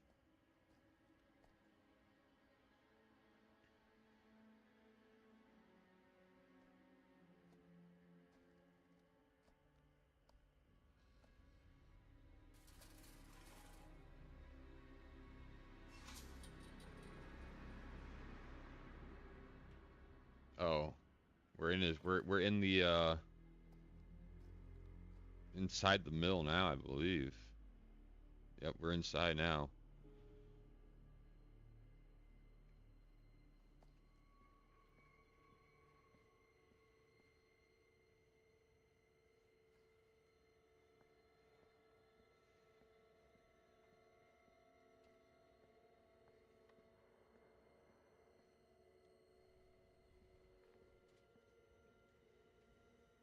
That's locked.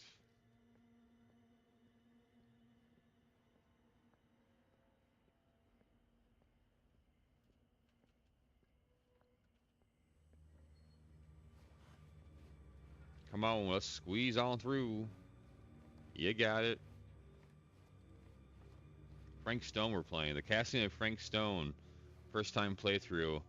I've never played this game, so this is the first time we're both experiencing it. Examine. What's this? Open. What's this thing? She promised to take away my pain, take away my nightmares. On, but what's the okay. What does that do though?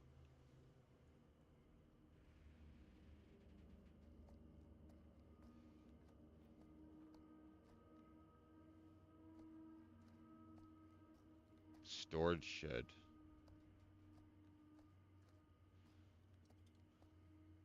I guess we'll try to go to the storage shed, I guess. I don't know. Is that what we're gonna do? Go to storage shed?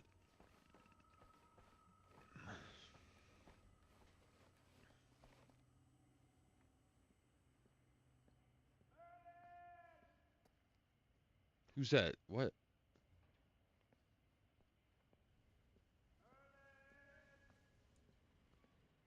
I don't trust it.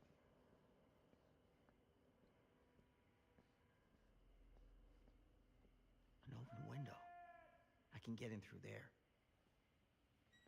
On through where? Oh, over there.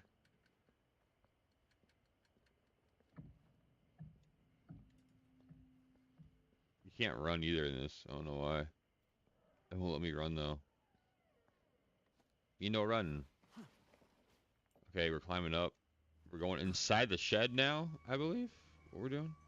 You might want to draw your pistol. Oh, hold on, buddy. Hold on. Easy does it. You might want to draw your gun, bruh. No? Don't want to draw your pistol out? Okay, I mean... I would probably draw your pistol. If I were you.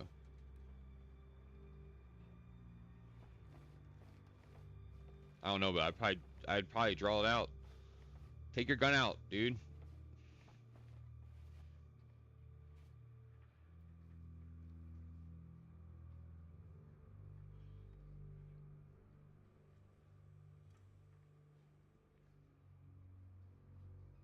What's over here? Anything? No. We gotta go through the door, I guess. I don't trust it, though. I don't trust it one. I don't want to go through it.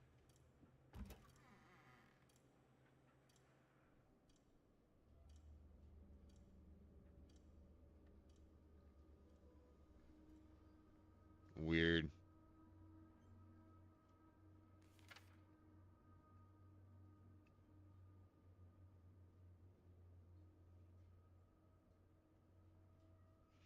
Friday 13th.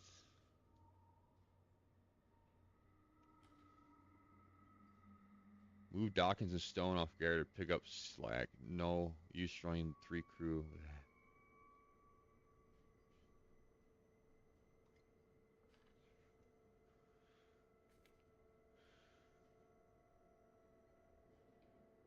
Weird.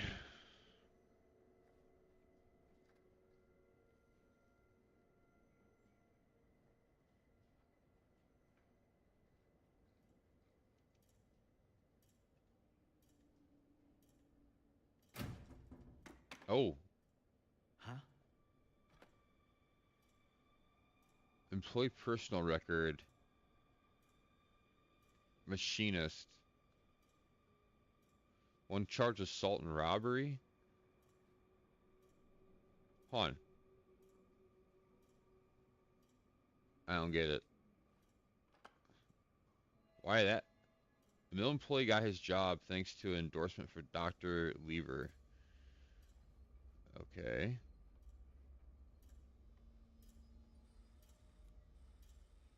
Move this. This isn't looking good.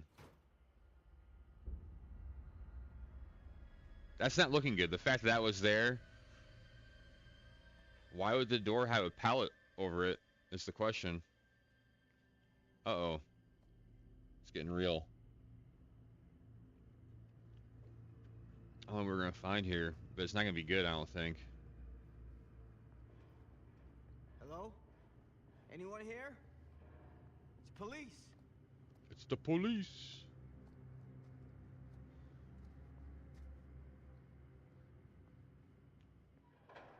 This can't end good.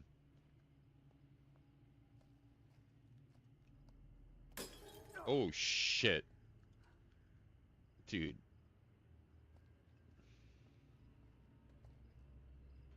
That scared me. Not gonna lie. That, Hold on, what's in... Can we go in this one? Nope.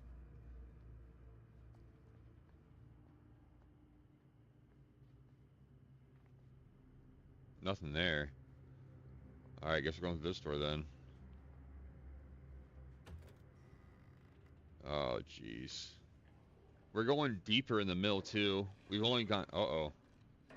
Who's there? That doesn't sound good.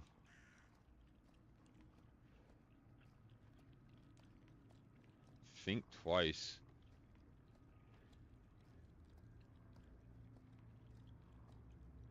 Should we go up? I guess we'll go up, huh?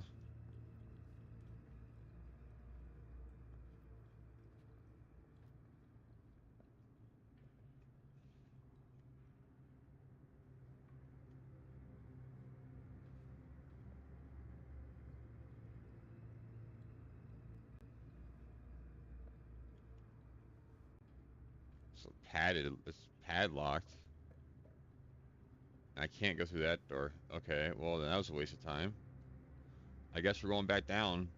I guess we'll go around the trains to see what's up. You know, really feel like seeing what's up. Because whatever's over here does not sound good at all. Ugh, smells like death. Probably because it is, dude.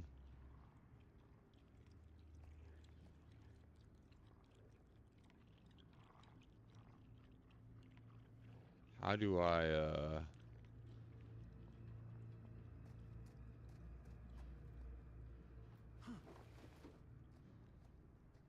What a climb.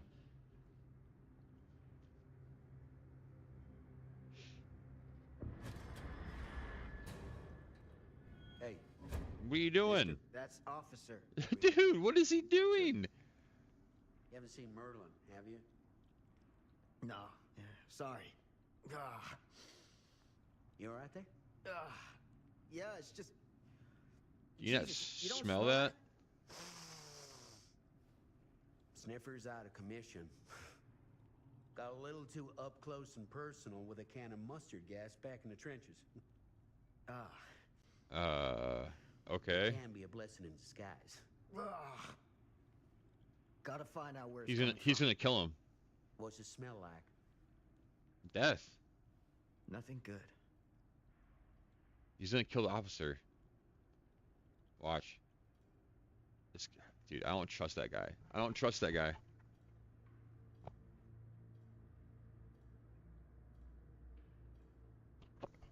I don't trust this guy at all. I feel like he's gonna do something shady.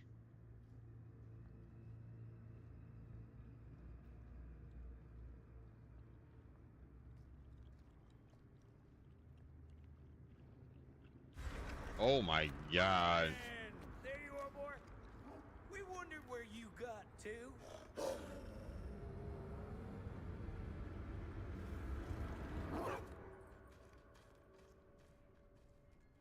Come here, boy. Dagnabbit. Hold on. Sure would have liked it if you two made proper acquaintance. God damn it. What is that?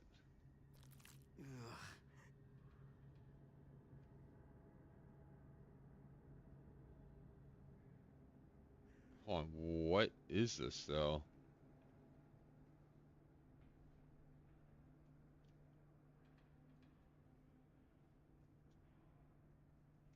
You put this out for him? No. It looks like someone else has found his way to your boy's heart. Through his stomach. It ain't possible. Merlin and me, we're a team. What is like? Who'd want to come between a man and his best friend? What's that? Some kind of wiener mate? Oh my gosh, it's an ear? Bro. It's a fucking ear. Will you look at that?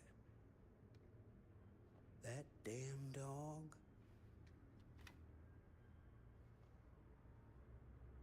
Think that belongs to the boy you're looking for?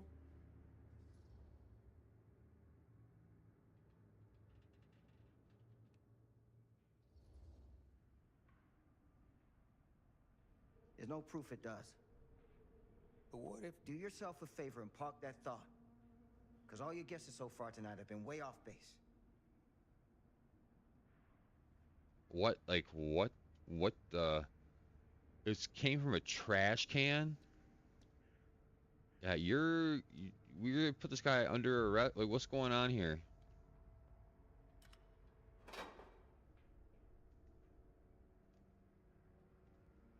What is this?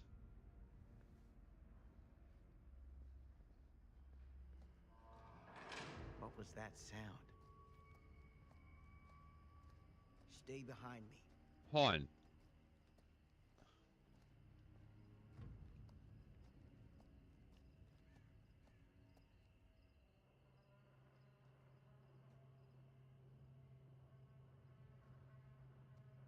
Oh, he's in the ground. So, what is this thing? The grape? Yeah, what is it for? It's, for the furnace, I think. You don't know for sure? Yeah, I work at the mill, not in the mill. Find something to pry open the gate. Okay.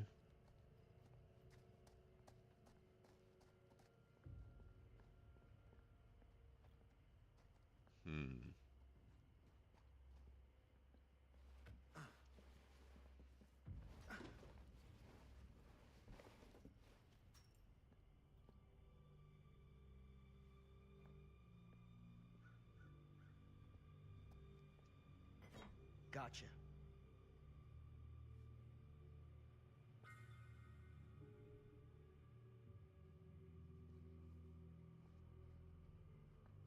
All right. Well, we found it.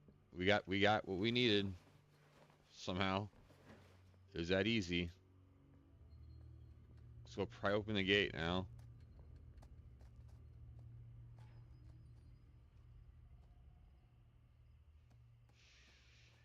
Stand back. I got this.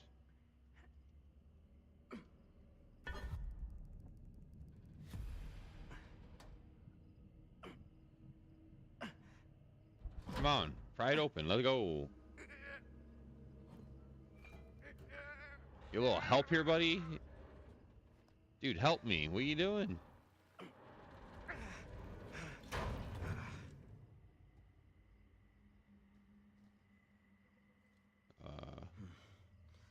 All right. Take this. You going down there? Use the radio in my car and call the station. Where are you going? You really think that boy's down there? I don't know. I got a feeling. I'm gonna find out. It's not a good feeling. Hey. Damn. I'm gonna need you to take this too. Make sure the sheriff gets this. Dude. Oh boy, I don't know. Go. Sure could use a little pick-me-up right about now.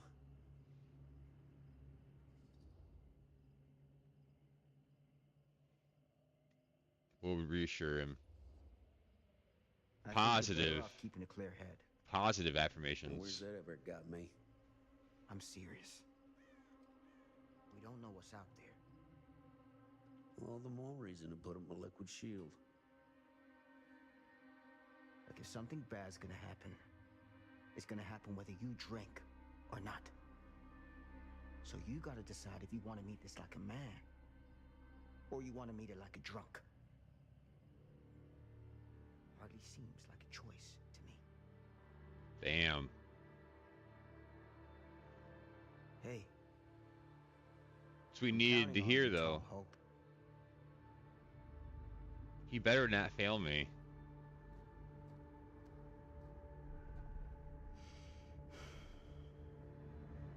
I put my faith in Tom. Fate changed. Uh-oh. What does that mean? We're going down.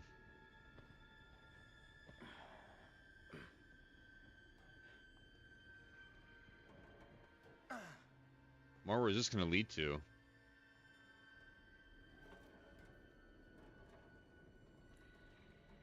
Probably somewhere crazy, I bet. And the ladder broke. That's always good.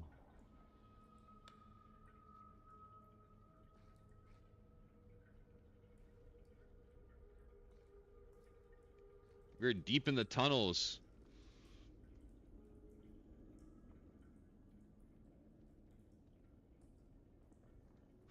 Find a way to the furnace chamber?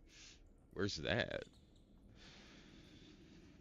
What's that about? The furnace chamber?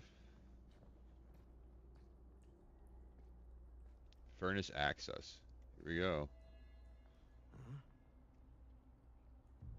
Someone is engaged in strange rituals inside the mill. Okay. That's not good.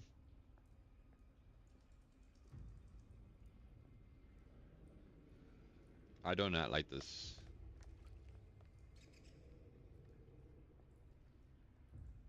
I swear I heard something behind me.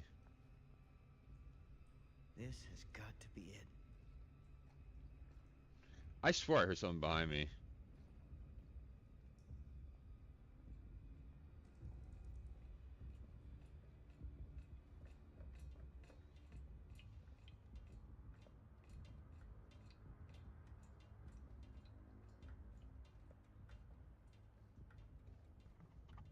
I'm turning the volume up all the way on my headphones. Is the settings on to... Whoa, what's this about? Hold on. Audio. Alright.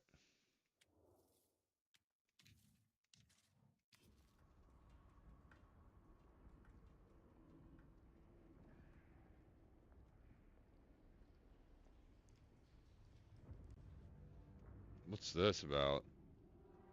What is that? Oh no. It's another human corpse. I believe that's what it is.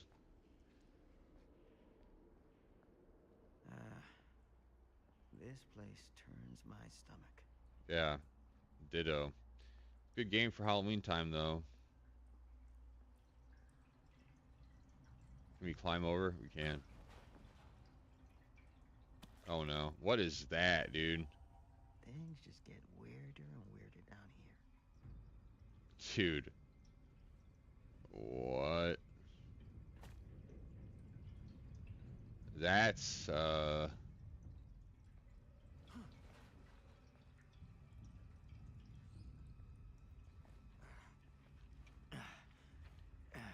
This is not... Goddamn small spaces. This is not good, by the way. That we're going this far in.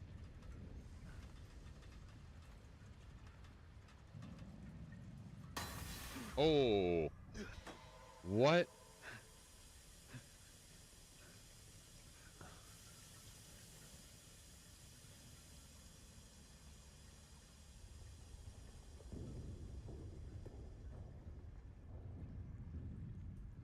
What was that about? Where's this going? That's what I don't understand.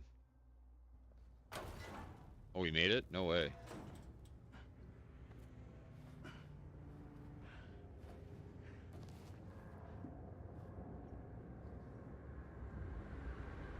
Lord, this is hellish. Damn.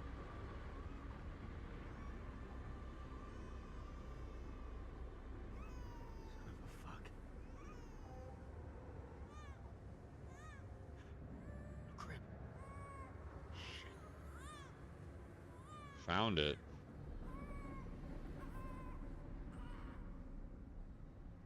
What a weirdo. Go ladder.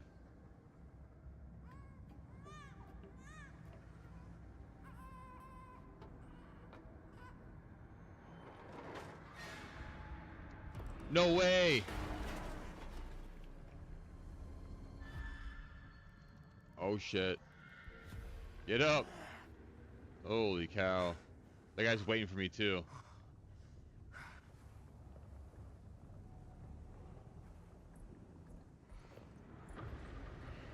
What the?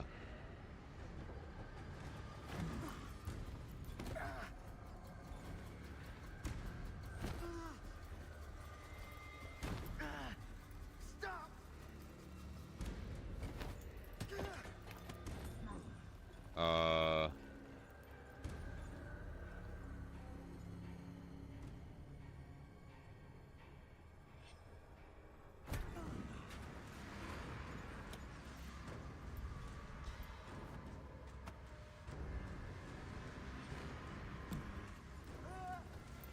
Oh no.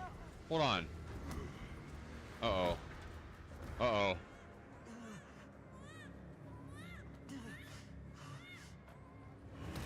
Oh.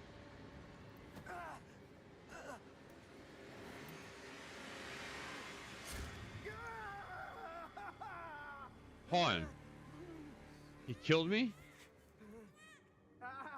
Oh, he stabbed me through a piece of metal through the arm?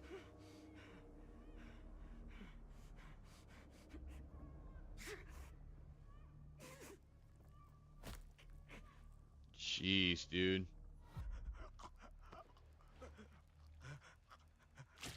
No way you get out of that.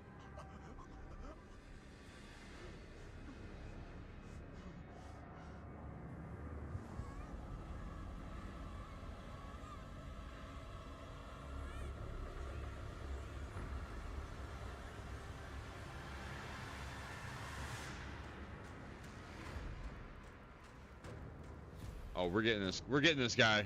We're finishing him. It's gonna happen. Get the pistol, my man. Oh no, we got him. Oh, don't worry.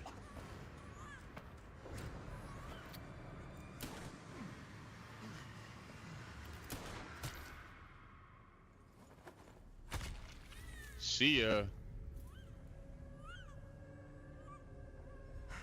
Told you.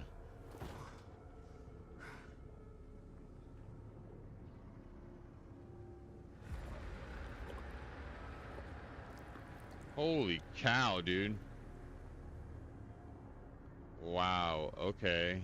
Well then. Sleep tight, motherfucker.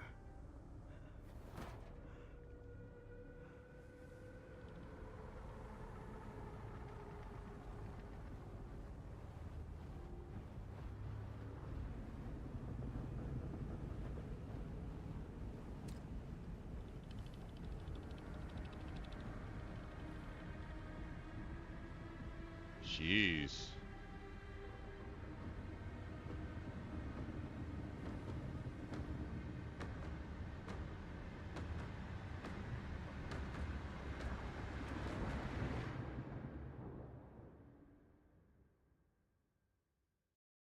Oh, that was just the beginning?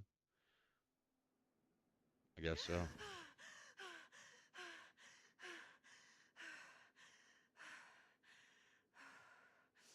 It's okay. It's okay.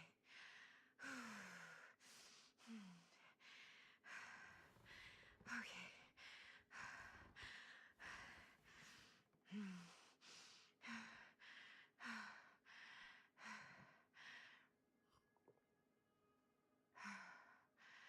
Hmm.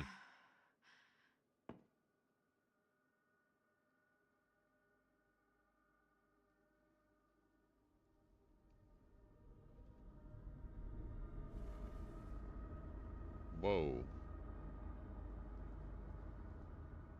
What's going on here? Open. Mom? Hello? My mind's playing tricks on me. What is this? Oh. Yeah. None of this is right.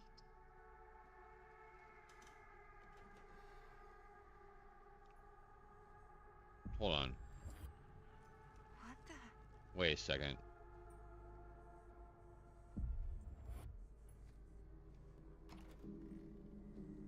Dude, what? I'm confused. Whoa. That was dope. That, I don't know about that. That was weird. Where am I going?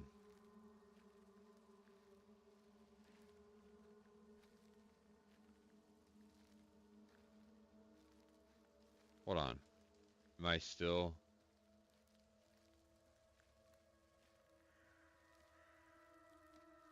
Okay. I'm just walking in the woods. I don't know where it's going, though. I guess we'll find out.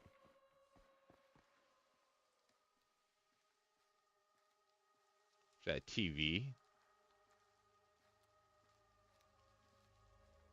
Where does this do?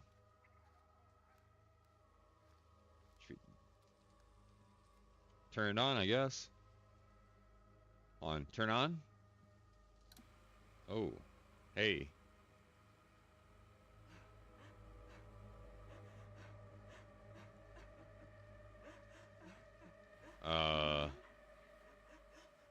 What's wrong?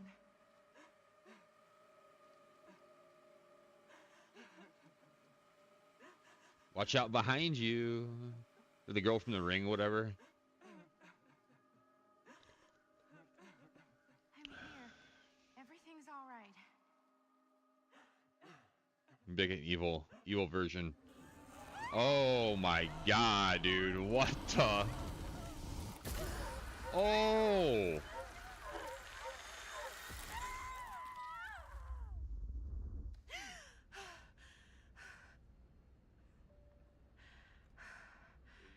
What?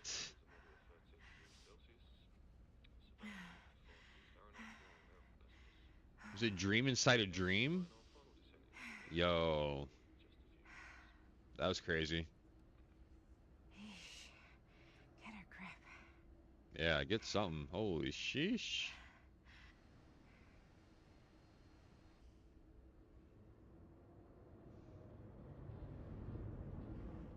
What's the gold?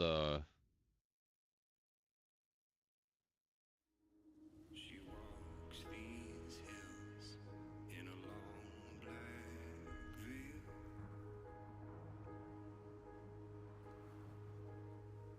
She visits my while the night winds wail. So far, not bad at all. I'm liking it. Nobody knows. It's got a good vibe to it.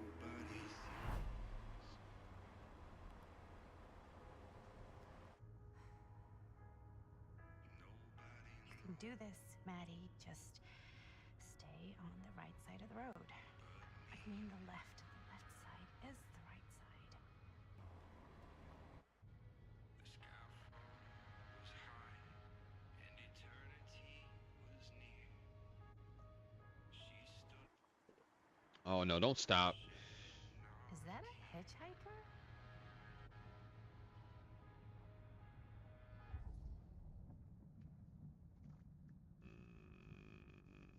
We're driving. Nope. And that's why we don't pick up hitchhikers. I don't trust it. No shot. Eyes on the road, Maddie. Oh my gosh. Maybe we... Oh, I feel bad now. I feel bad. We should have stopped. Shoot. Oh well. Too late now. We're pulling up to the mansion some middle of nowhere. We're here. This looks dope. Alright. Holy shit. That's a... In the House of Darkness. The Manor 2024. We're here. We pulled up.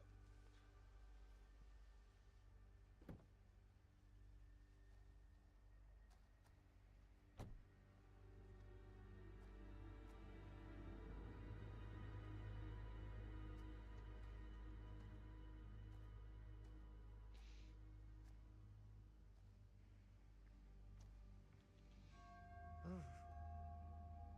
Creepy doorbell. Good sign. Look how big the place is. What do you mean? It's a fucking... Hello? No way I've come all the way out here and nobody's home. Dude, look how big the place is. What do you mean? It's a mansion. Let me in, please. Hello? You try opening the door? Oh wow, it just opens. What a surprise. Oh jeez. We're stepping inside.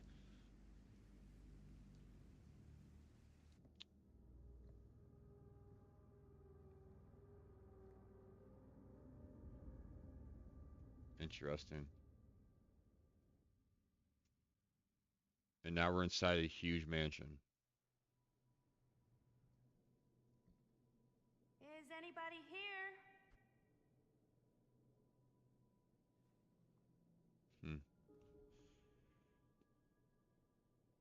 Better look around. See if I can find anyone.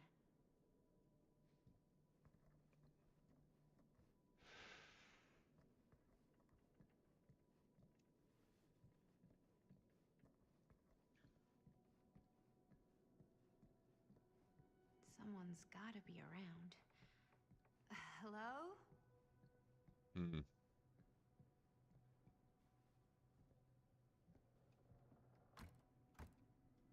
Not gonna find anyone in there, I guess. Well, this must be the place. There's no way I find it that quickly. No way.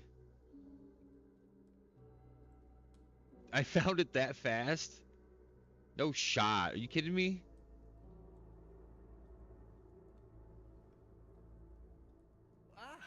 Hello. What? Another victim. Hello, victim? Just a little dry British humor. Oh, you're British? No, but spent a little while in a charming country house like this, and it kind of rubs off on you. I am so sorry. Where are my manners? My name is Stan. And you would be? Maddie. Well, it's nice to meet you, Maddie. Short for Madeline. Madison, actually. Ah, okay. Like the avenue. Like, oh, in New York. Greatest city in the world. Ever been? Oh, yeah, it's where I live. I mean, it's where I lived. But now I kind of live in Berlin, or, well, I go to school in Berlin. So I'm not technically a citizen there or anything. Yikes. And New York is still kind of my home because, you know, it's Oh my New York gosh. City, and like once a New Yorker, always a New Yorker, you know? Well, Madison Avenue. Now that you're here, it seems like the party can finally get started. Well, not much of a party. Yeah. Apropos.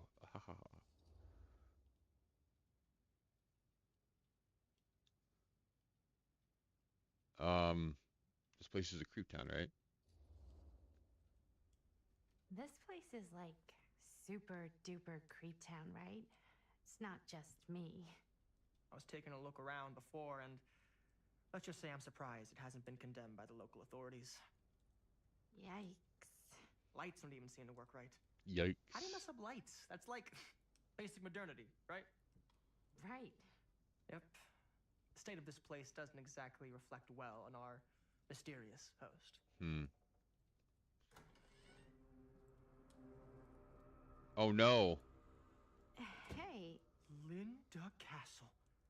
I am Uh-oh. humbled. Uh-oh. Acquaintance. I drove past her. Hi. It is truly a great pleasure to be graced by your presence. Okay. Sure. Likewise. It's not every day you get to meet one of your all-time favorite horror filmmakers face to face and shake their hand. Shoot. I would have gotten here sooner, but my car broke down, and I just couldn't get anybody to stop for me. Oh, shit. I'm sorry. You know what? Don't worry. I needed the exercise. Wait, hold up. Are Damn. you saying that you saw the Linda Castle stranded on the side of the road and you didn't stop? Yeah. This is the director of my mother, my father, my blood. Nervebiter. Blade Skinner? Dismember, the 25th of December. I had no idea who she was. That's no excuse.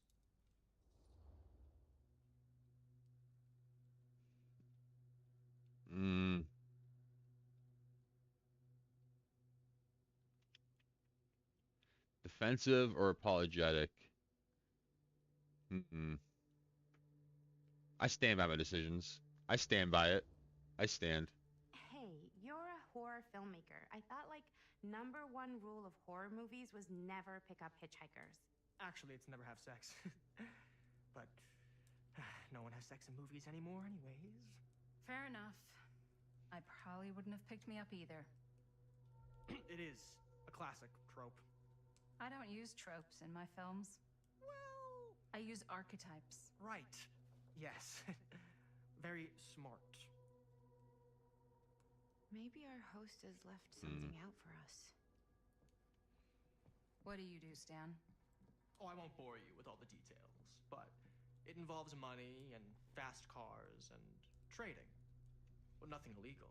Of Gilgamesh? Oh, obviously. A bit of light bedtime reading.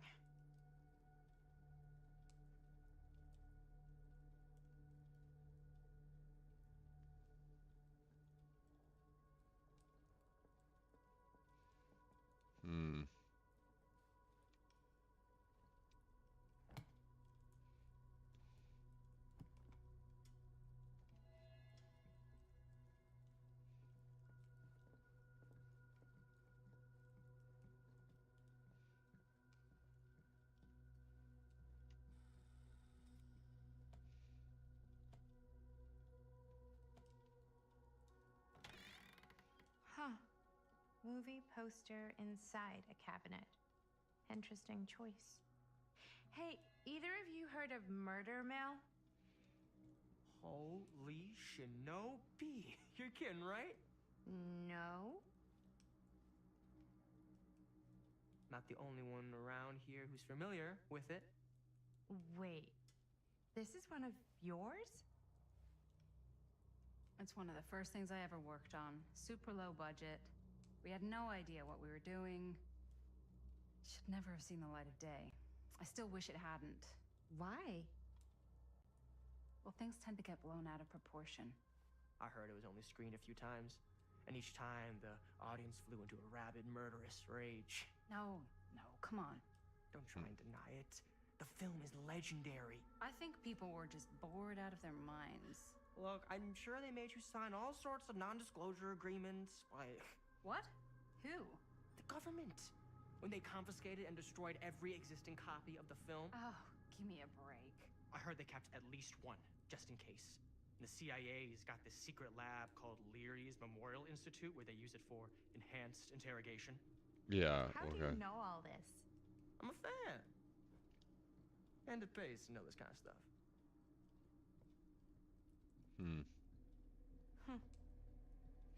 It's about the that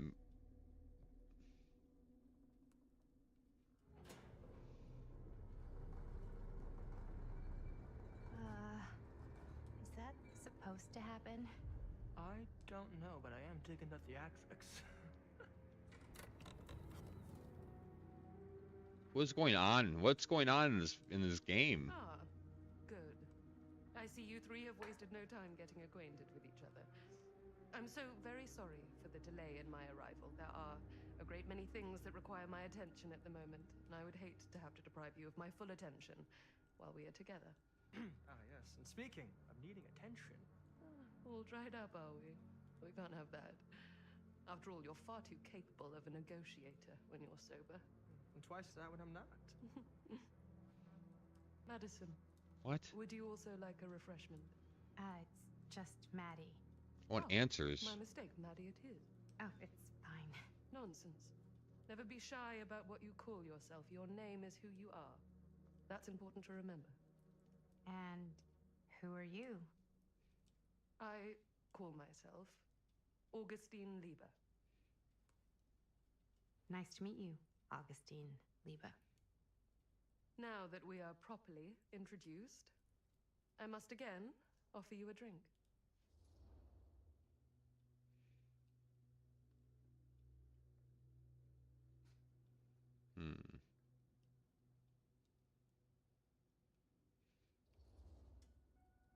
No, that's okay.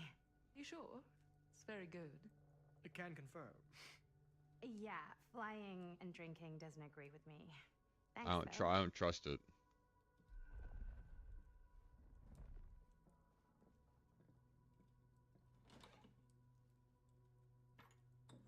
You never know. It impairs your judgment. I hope, despite that, you'll find it'll all be worth the effort. That's the thing. Guess that's up to you now, isn't it? I suppose it is. Well, I'll show you mine. Do show me yours. Aren't we a bit eager? Manners, Mr. Stamford. Not all of us are caught up yet. Brass tacks, Augustine. I did not come all this way just for drinks. What's in there? Look, I don't know what you two have come to cellar, but I just happen to have one of the most sought-after pieces of rare cinematic ephemera to ever hit the market. Huh. Well, that right there is the only surviving segment of film from the original camera shot celluloid of one Murder Mill. The earliest known work of a certain noted auteur, allegedly. Should be worth a small fortune. So I'm told. Hate to burst your bubble. Damn it. There goes its one-of-a-kind value. Not quite. Hold on. You trying to sell them the footage from the movie? I never knew what it was from. You told me I had to bring this to you in person if I wanted to make it. I will keep the promises I made to you. All of you. What if I don't want to sell? Well, that would be your choice. But after 40 years of pain, why would you choose to live with more? True. You might as well just sell your piece of the film. I have to apologize again, but there are urgent matters I must attend to in my private reliquary. You're welcome to continue to make yourselves at home until I return. I really think we need to finish discussing. All in due course, Ms. Castle.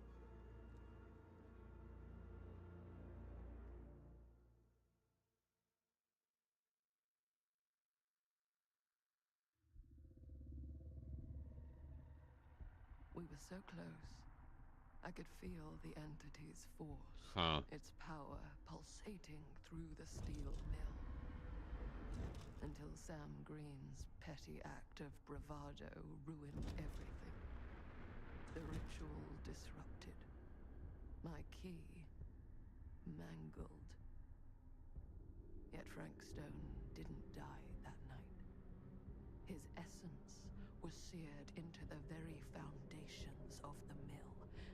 An endless, agonized nightmare. I had to find the right means to awaken him. No. You do not.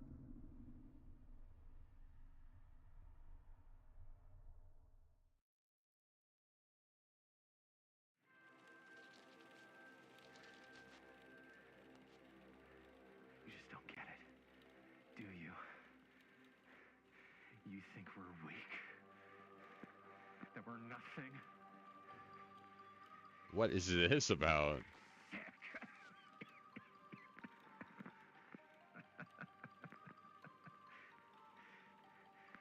There's just one thing you bastards will just never understand.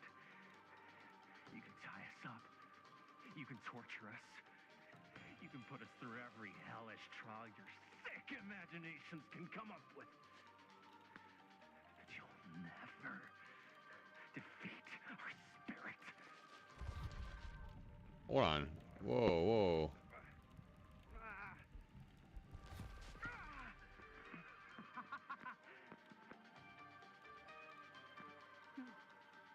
No. My sister? Oh, God.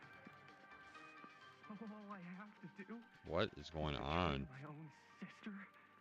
And you'll let me go free. To fight another day. God damn you! God damn you for forcing me to make this impossible choice!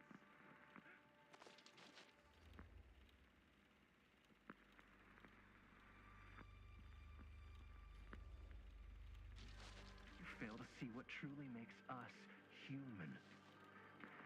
I'd rather die 1,000 miserable deaths than betray someone I love. Yes. The answer is no. And there is nothing you can do to change my mind. All right, you alien scum. Do your worst. I can take it.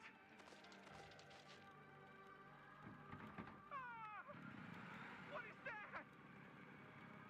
What are you doing? Oh, this is a clip from the movie? I don't get it.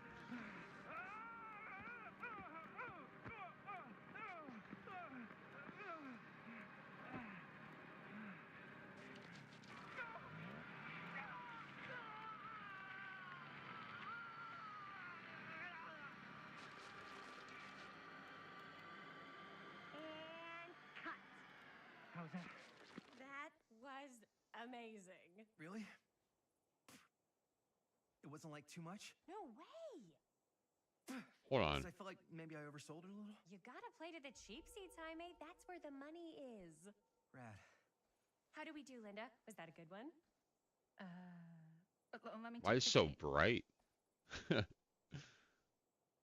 don't get why it's so... Gate on these little Super 8s? No, actually. I don't get why it's so bright. Somebody just wanted to show off all the fancy new crap they learned from the film production books in the library. I'm just trying to take the craft seriously. The craft! Jeez Louise! So, are we good, or what? Yeah. I mean, it looked great. How did the blood gag look?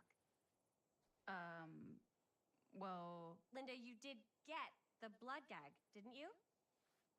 I mean, it's really all about how Jaime sells it. I did really sell it.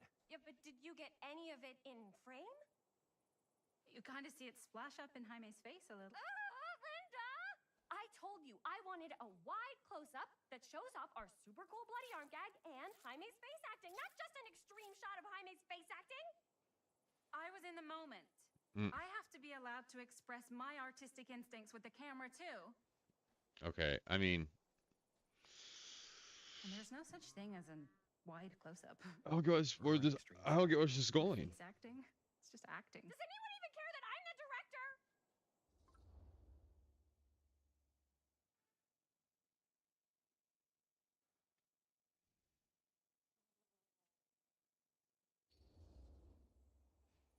Of course. Chris, you're the director.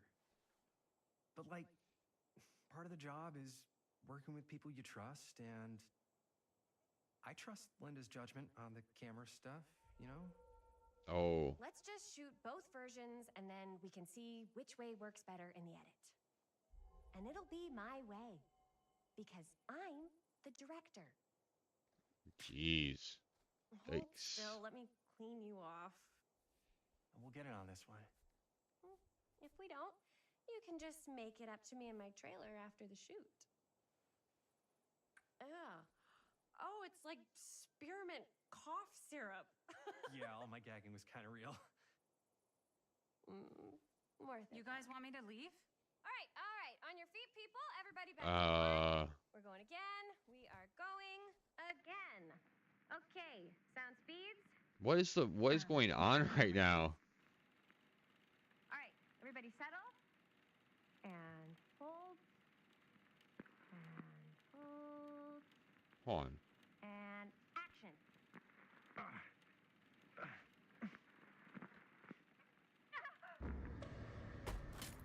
Oh, snap. No! Oh, dude, that is not good. What do you think you're doing in here? Oh, hi, Mr. Green. Sheriff. Sheriff. Right. Sorry. Why is it so bright? I told you to stay away from this place. We were just in the middle of a take. A take? For our film production. You can't shoot a movie in here. But this is where the big climax happens. This is a condemned steel mill, Mr. Rivera. And you are trespassing. Now, unless you want to spend the night locked up in jail, I suggest you Get going. Miss Castle and Miss Dixie. Ms. Tammy D. Dixie. Miss Gordon. Miss Christine Gordon. I suggest you immediately vacate the premises, and you do not, under any circumstances, set 1 foot back here in the Cedar Still Mill. Ever.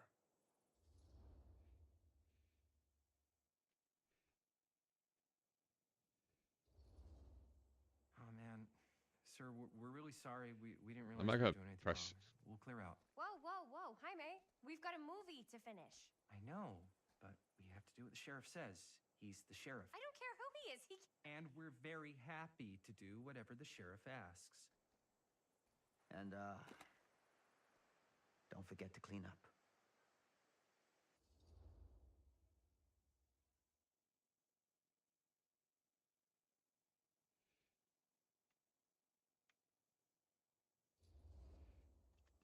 Without a working camera or a location, I guess that's it then, huh? The camera just needs to be fixed. What the hell crawled up his ass? No, he's not so bad. Usually. We're not gonna do what he says, right? Really? We can figure out how to finish the movie and get back to the garage.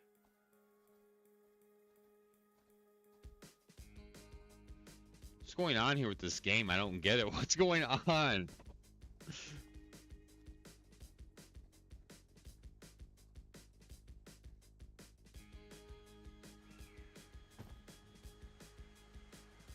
Now we're back to like a normal outside setting with like... What's happening?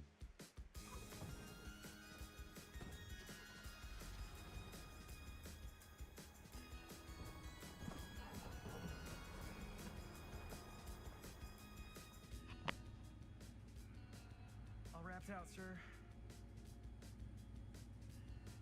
Now, don't you try and pull any fast ones on me. I'll be watching. Yes, sir.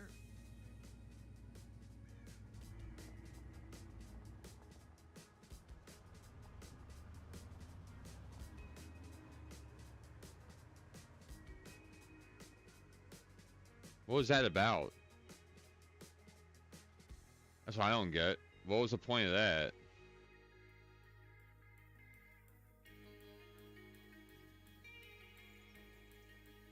How does that tie in with anything?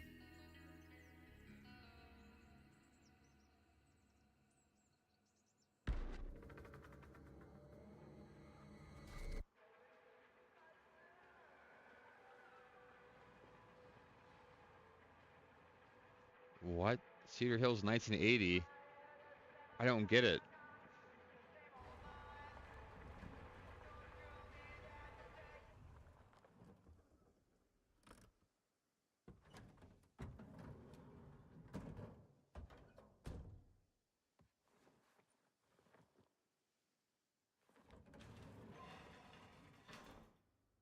Ugh, what a complete and utter disaster. Don't be so dramatic. It's not like we've got a real deadline. Ugh, who needs a real deadline when every wasted second brings you closer and closer to your ultimate, cosmic, eternal deadline? Gothic. I like it. Hey, what are these? Oh, I got those for us all to wear when we shoot. Surprise. Wait, you guys are both acting. So, it'll just be me? So you'll be like our ambassador. Yeah, not a chance. Whoa, don't open that up. I still haven't taken the film out yet. I thought it was broken. Well, yeah, the lens is cracked, but the footage is still good. Unless, you know, you open it. Whatever. We got some good stuff today. Glass half full. Dude, just let me be upset. Yeah, dude, come on. Sheriff Green have anything better to do with his time? Like, go after actual criminals and shit? Cedar Hills is not exactly a noted hotbed of criminal activity. That's not entirely true. There was that whole serial killer thing. Hold up, what now? When was this? I was just a baby. I don't really know anything about it. Oh, you're still just a baby. And you still don't know anything. Now, be a good little baby and tell me all about this whole serial killer business. I know some stuff. Spill it, lady. For starters, I think that's why Sheriff Green doesn't want us to go in the steel mill. Oh, yeah, that's where it all went down. So you do know stuff. And you held back, you traitor. Yeah, because I knew you'd get all like this. Hell yeah, I would. Linda, tell me about the steel mill killer. Well, that's where it all ended. But before that, there was a whole string of disappearances. Kidnappings, really. Murders. So what was this guy's name? Maybe we should write him into the movie. Oh, I don't know if we... Frank Stone. Huh. So Frank Stone was actually killing people in the steel mill? Like our steel mill? Where we were just shooting like an hour ago? That's the theory. Frank was working at the mill, but... That's the theory. Last legs by then. Probably not a lot of people around. They shut it down right after.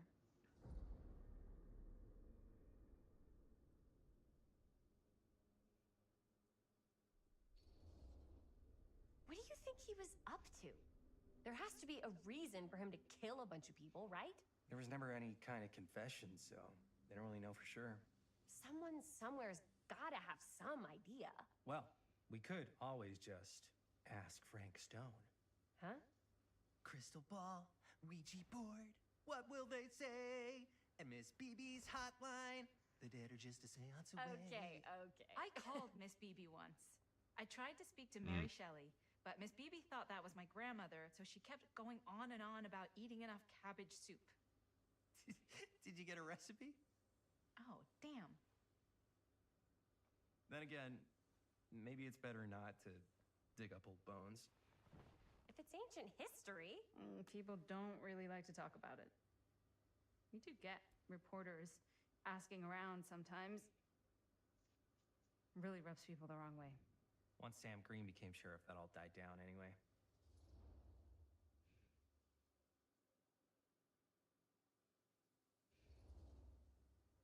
Green sure seems to care a heck of a lot about this. Sam Green's the one who took Stone down. Ah. Saved a little baby that day, too. Would have been the killer's next victim. Yeah, he's kind of the town hero. Huh. Interesting. Chris, what are you thinking? You guys have been so helpful answering my questions and all, but sounds like I should probably go right to the source. What? After today, I don't think Sheriff Green's gonna want to talk to you about anything even remotely related to the mill. You never know. Good luck with that. I guess it doesn't really matter what happened at the mill since we can't finish shooting there with a busted camera. Hey, why don't we just take the camera to the drugstore and see if we can get it fixed? So, yeah, the thing is, I kind of spent the rest of the budget on the t-shirts. Unless you know of anybody looking to get into film finance, we're kind of shit out of luck. That sucks. Oh, hey.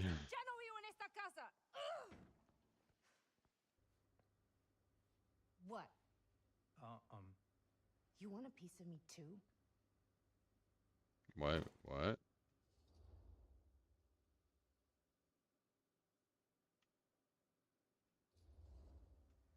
Howdy, partner. How's lap on the range? Did he hit his head or something? The hell's wrong with you? Nothing. Sorry. Ugh, why is Dad such a demanding asshole? I came home to help, not do everything.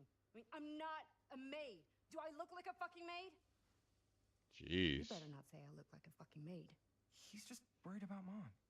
More like he's worried that as soon as she croaks, I'm out of here. And then he'll have to be his own fucking maid for once in his life.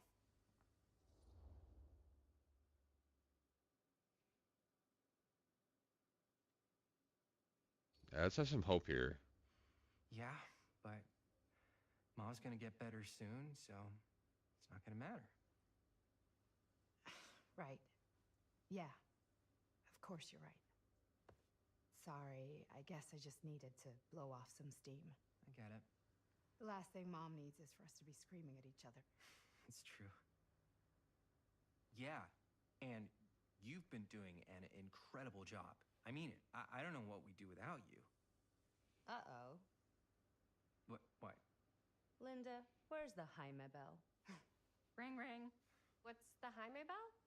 My darling brother has the tendency to lay it on a little thick whenever he's about to ask for a favor. No, I'm just speaking from the heart. Okay. What do you need from me? Well, we're making this movie, and we're so close to finishing, but we just need a little extra bit of money. Of course you do. What else is new? What Listen. Jaime's trying to say is our camera got busted today, and we need a few bucks to get it fixed. Ouch. How much do you need? $20. See? 20. Just like $20 would probably cover it. $20. That ain't pocket change. That's how much camera repairs cost these days. Seriously? We're trying to make this thing good, and good don't come cheap.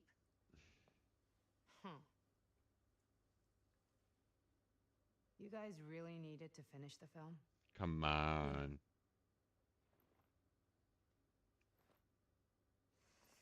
All right, I'm in. Who am I to stand in the way of art? You won't regret it. Oh, and I get the garage tonight. What? Why? Because I need it. This is where all our editing stuff is. Well, that's the deal. Take it or leave it. All right, it's a deal. $20 for one night in the garage. Try not to waste it. I take it too. Don't worry. We'll put it to good use.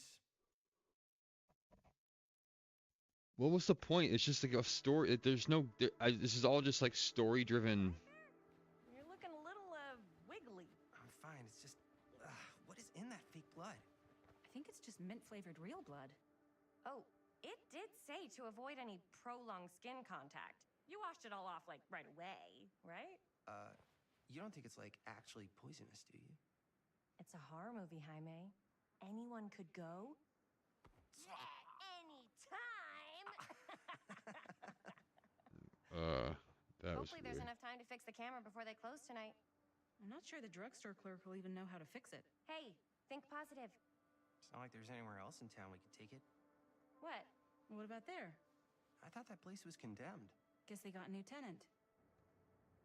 Do curiosity shops even repair cameras? There was a place like that near my grandfather's house. The owner used to tinker with all sorts of old junk. You never know. A curiosity shop? Some rad old junk, too. Your call, Chris. I mean, oh, the decisions we gotta make in this game are. Of course, we're gonna pick the curiosity shop. Why not? I certainly am curious Yeah, regarding said ditto. shop. Eh? Yes, I get it. Lead the way.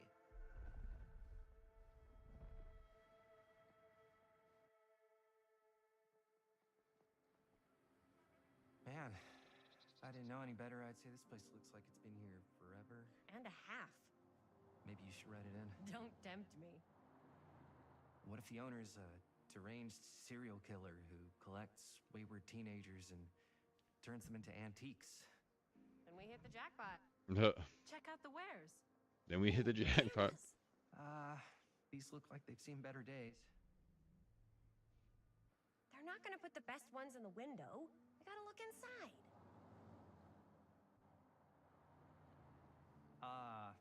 Too bad. So much for that. We can still head up the drugstore before it closes. And what is it you're looking for? Hello. Hello. We saw the cameras. We're trying to find a replacement for this. Of course you are. Please, come on inside.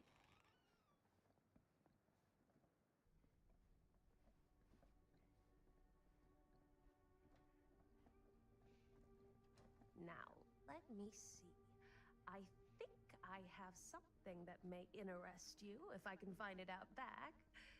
Please make yourselves at home, okay? And be sure to have a look around. You never know what treasures you might find. Right. Make ourselves at home? Here? I don't know. I think it's kind of cozy. In a failed capitalist state kind of way. Let's see. Could it have been in... No. Maybe this one? Where did I put all the... How has this place become such a mess?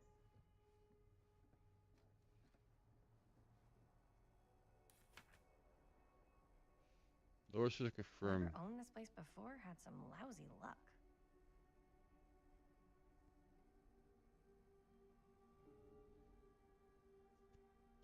Hmm.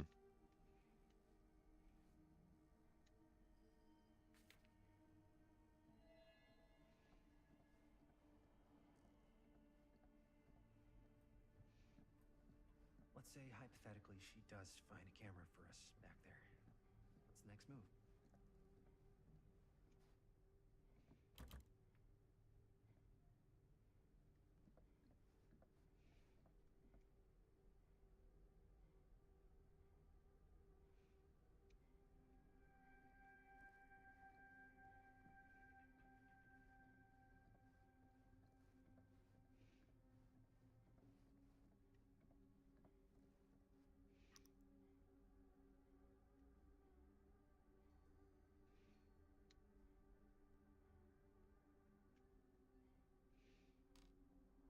Okay.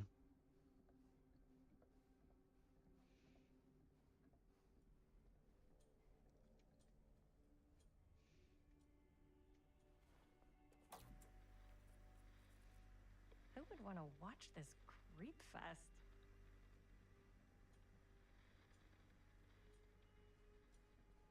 Weird.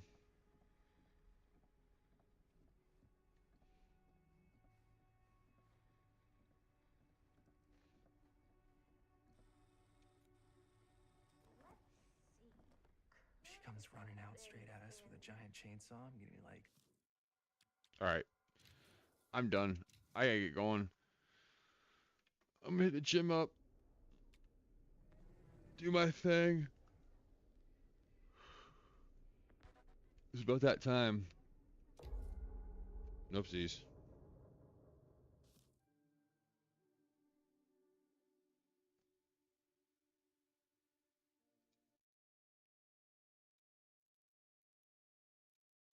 It's about that time. So until next time, take care of yourself. Take care of others. I'll see you tomorrow.